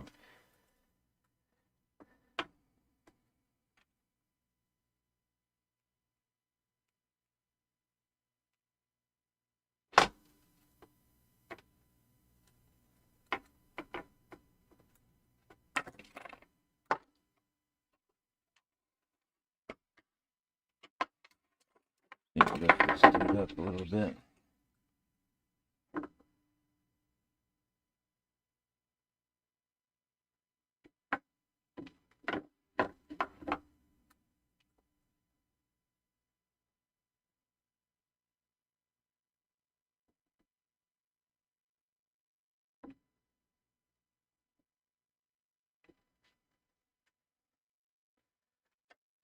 Anybody building something right now? Can you give the STL file for that camera mount? You know what? I'm reluctant. Forgive me for being not wanting to because I'm still waiting to find out about doing a giveaway on my channel. Um, so I've already done a giveaway. So I talked to Serge, at Power Drone, and he gave me a frame to give away. And then I custom make these TPUs. So all the TPUs, the motor wire protector with the buzzer, and then this has a strain relief for the power line, so you don't rip your wires off your ESC. All of that, and then each one of the motors, and then the fin for the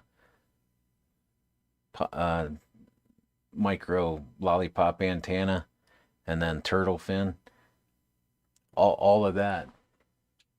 It comes with it, so it's kind of like incentive for people, and then I'm still debating whether or not I might.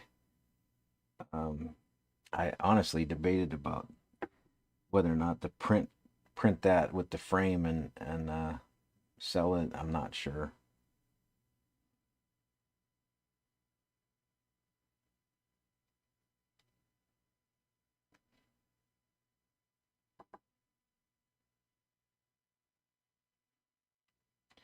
Kind of light on that one. Let me get some more on there.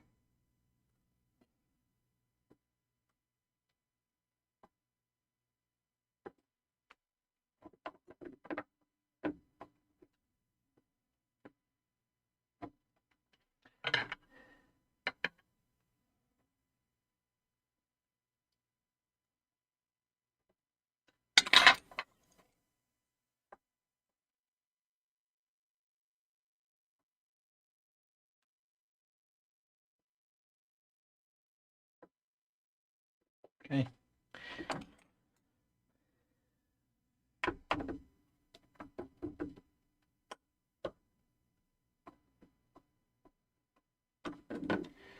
And this one done. Since I'm gonna fly this line of sight and I might ditch it in the weeds, I might get a buzzer and the receiver on there. Starting a Source 1 V6. Yeah. Kiss Ultra V3. 70 amp ESC. What size motor are you putting on that? Just say it's unreleased. Oh, yeah.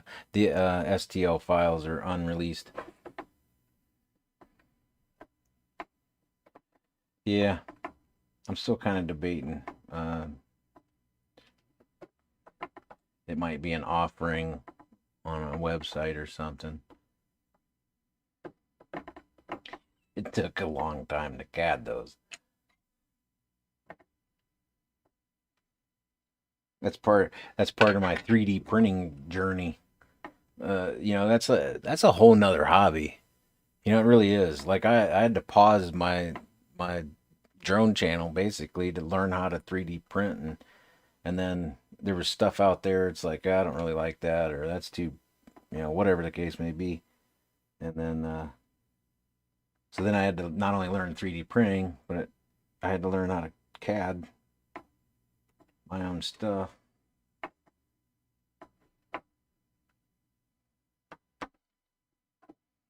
I love it though. Like when it comes to customization, man, it just doesn't get any better.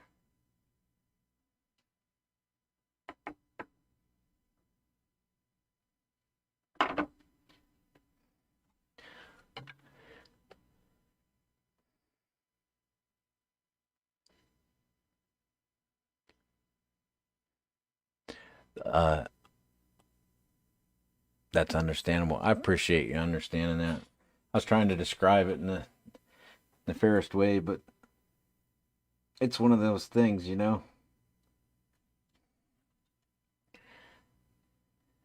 I try to give as much as I can, but I want to do another giveaway, but I need to talk to Serge about it, because I want to talk to him first because I want to make sure that the frame is in good health.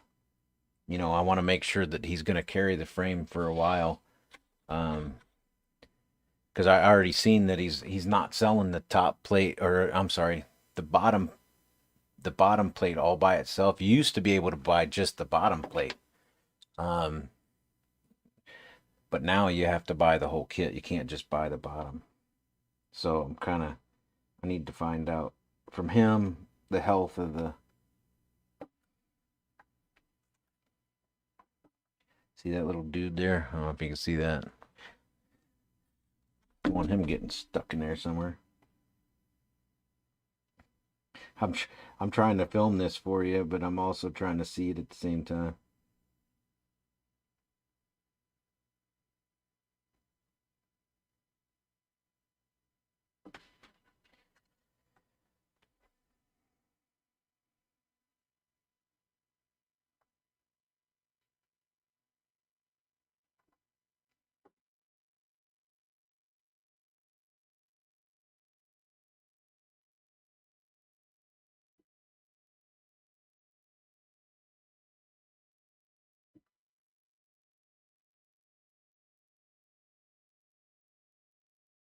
All right, so the motors are on. So now we can plug this dude in, and we can listen to that BLHES ESC chime up with the Blue Jay firmware.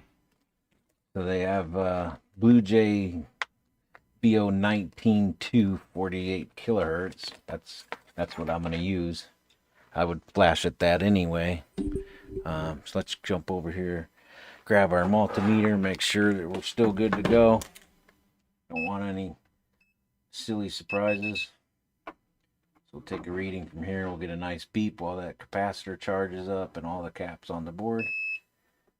And we're good. Take a reading here. Got our capacitance. So we're good to go there. Go ahead and plug a LiPo in.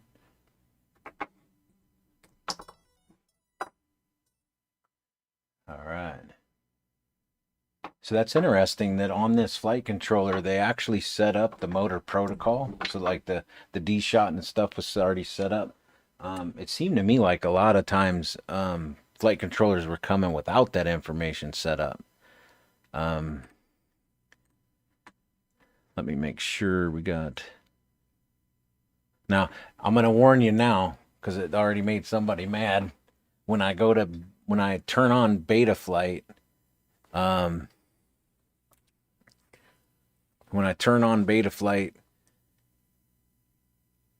my chat may freeze. So the chat won't be rolling in real time. So bear with me. Just say motor selections undecided. How much, what size prop are you going to use?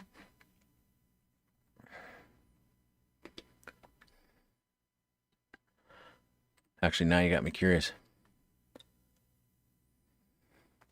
What size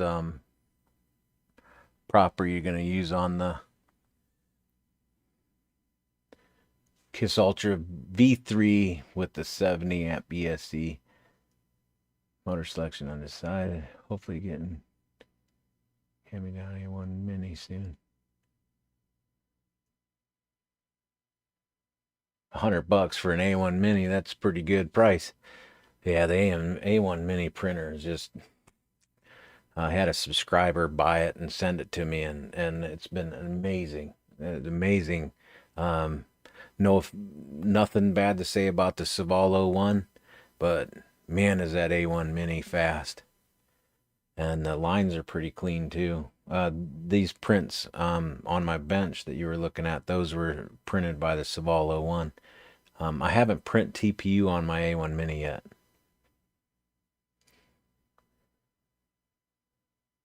High desert gotta go. All right. Hey, take it easy. All right. So we'll go ahead and jump over here to beta flight, and we're gonna just spool the motors up, make sure.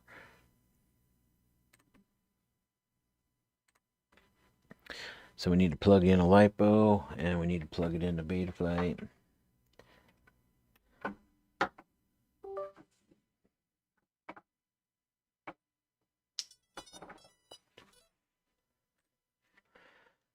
Where are the motors? I'm not worried about motor direction or any of that other stuff. So right at this moment in time. Let's see here. Yes, I have my props removed. Make sure there's no screws or weird stuff to get in that other motor.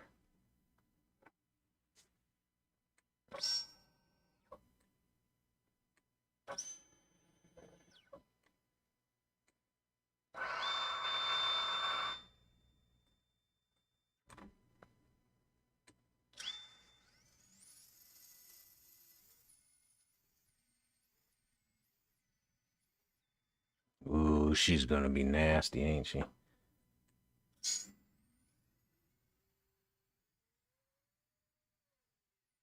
All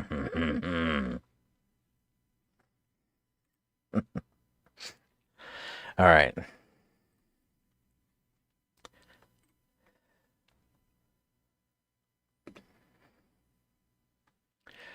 All right, so that concludes what I wanted to do with that tonight. So on the receiver end, I did a tutorial on this, I think. This one's already set up.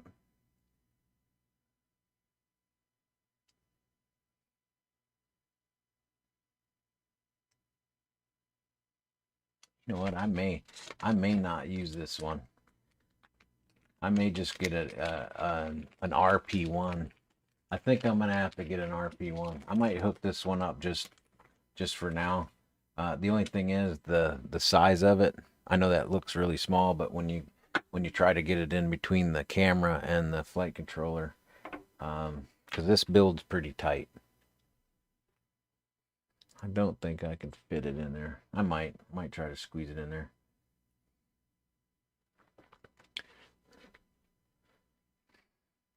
Make sure chat is up here. Didn't miss a beat.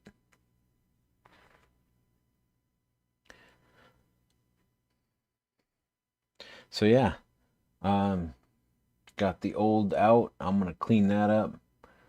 Got the new in. So that dude's gonna be ready for a maiden as soon as I get this receiver hooked up, bound it up, make sure all the motor directions are right. So I might mess around with that a little bit more tomorrow. It's 12:33 a.m. Looks like we have 5 in chat. Anybody have any questions about anything you've seen so far here? HR Drone Racing, how's it going? How's the weather? New Zealand, correct? Lambo, the comment didn't. Oh, it did in this side. Oh, okay. So salutations. On my other device, it didn't show it. Off to bed. Yeah. I'm gonna probably shut the live stream down, and then I'll work on this dude in the morning. I'm gonna get this receiver connected in. I'm not sure. I'm kind of reluctant. I'm looking at it like, yeah, I have an antenna here.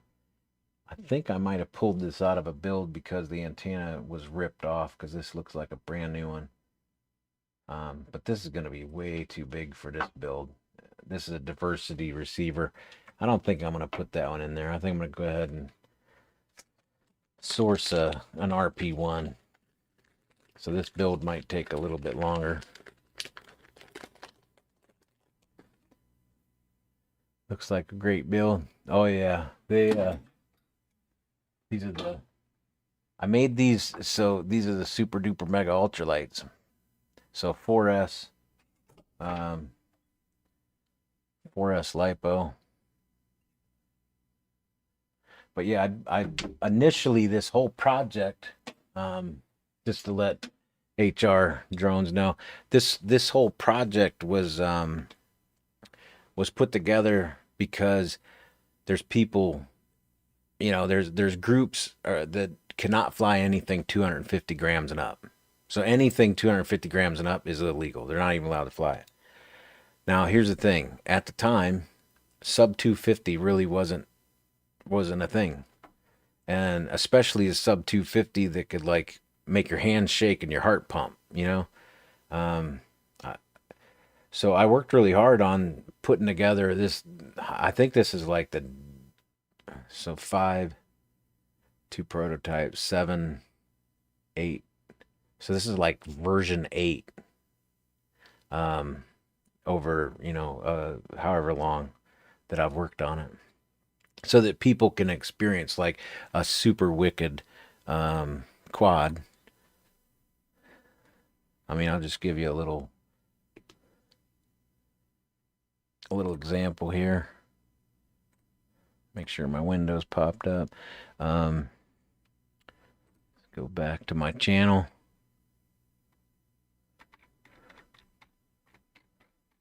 Click on videos there. Yeah.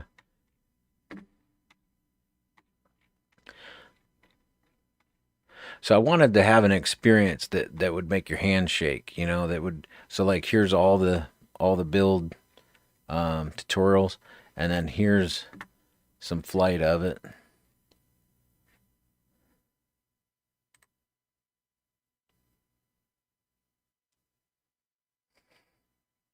So that's the thing. I mean, it needed to be really fast. It needed to be agile. It needed to like get your heart moving. You need to have some, emotion when you're flying it. And the sub 2 at the time, the sub 250 category really wasn't exciting. Like it didn't rip. So that's what made me go after this so hard. So this is 244 grams all up in the air. And it was a group. I'm thinking it might be Wessex. I can't remember where the group. It was about 6 guys. And then I just went to work for them, to figure this out. And this is the maiden flight of the V2, I think. So this is after I got a hold of Pyrodrone and talked to Serge about the frame. Because the frame was kind of key, because I was having some issues with having a decent frame. So this is the maiden flight. I'm not trying to destroy anything or burn up motors. I'm kind of watching for wobble. I had tuned it a bit. And of course it's like, I don't know, 38 degrees out or something when I'm flying this thing. This was before last winter.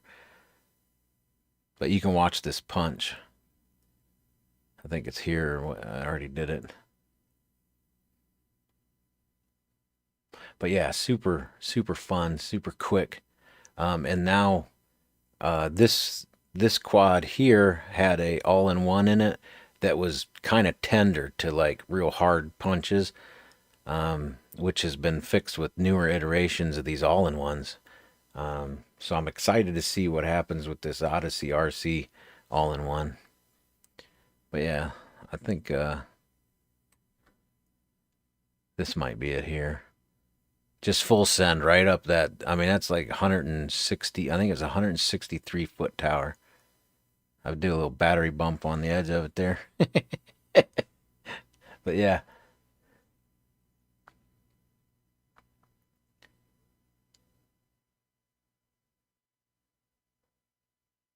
Yeah, Maine's where it's at.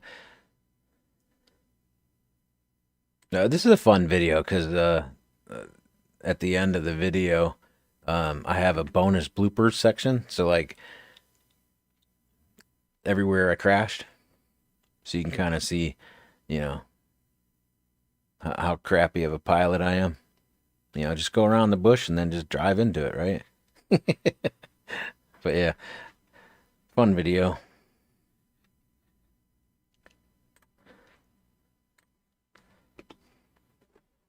But yeah, so that's the super duper. Anytime I go fly outside, if I'm not racing 5-inch, this is what I'm flying. But this new all-in-one has replaced, all of. Let me see if all of that, all of that 20 by 20 stack. And then imagine almost all of this hardware being unnecessary as well. 4 screws, 4 M2 nuts, and that's it.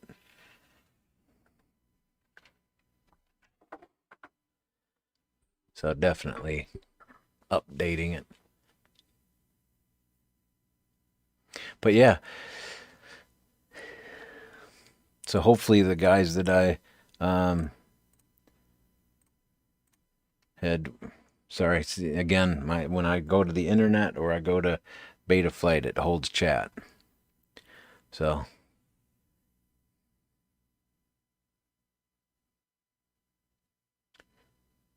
that's real life frame testing right there. Yeah.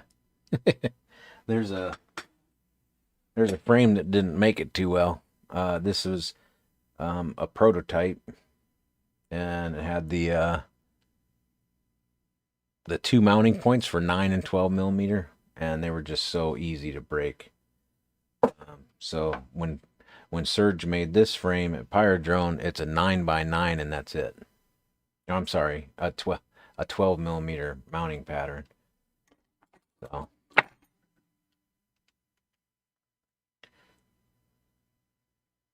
So yeah, 12 millimeter mounting pattern.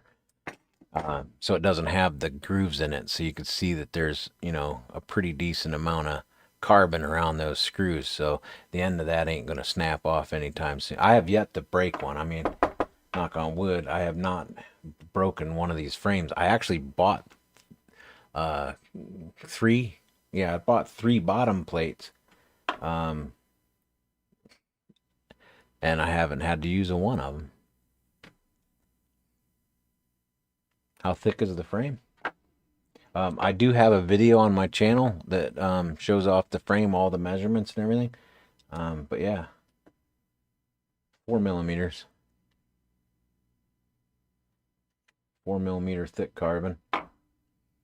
It's so the biggest thing is the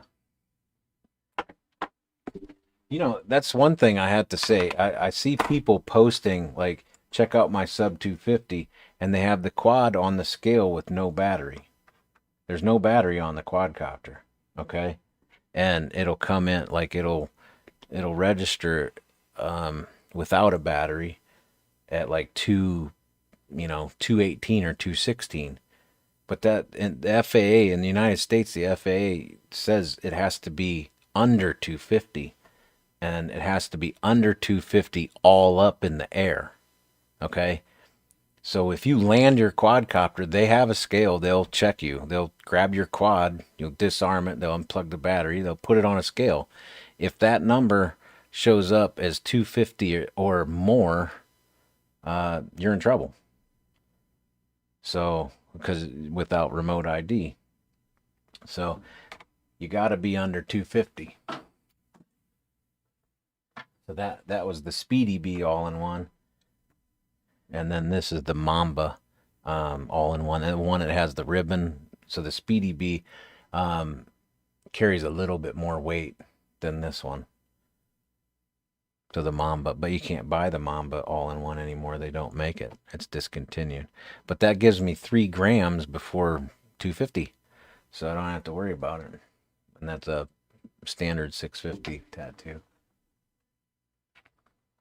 Which, of course, I could probably save even more weight by, cutting that down, not having as much length. But then you're getting into really uncharted. But yeah, when I say sub 250, I mean it. It's under sub, it's under there. But yeah, this I still have to cut my screws, so don't look at the amount of space under there. I still have to do some work to that, but that dude is gonna be clean.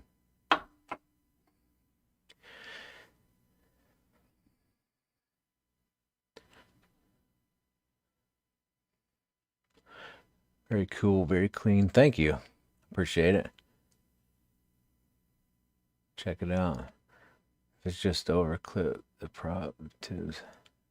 Yeah, clip the prop tips. Shave that weight down just a scotch. Well, I tell you what, I appreciate you coming in, saying hi. It's it's almost 1 a.m. I'm gonna shut it down for the night.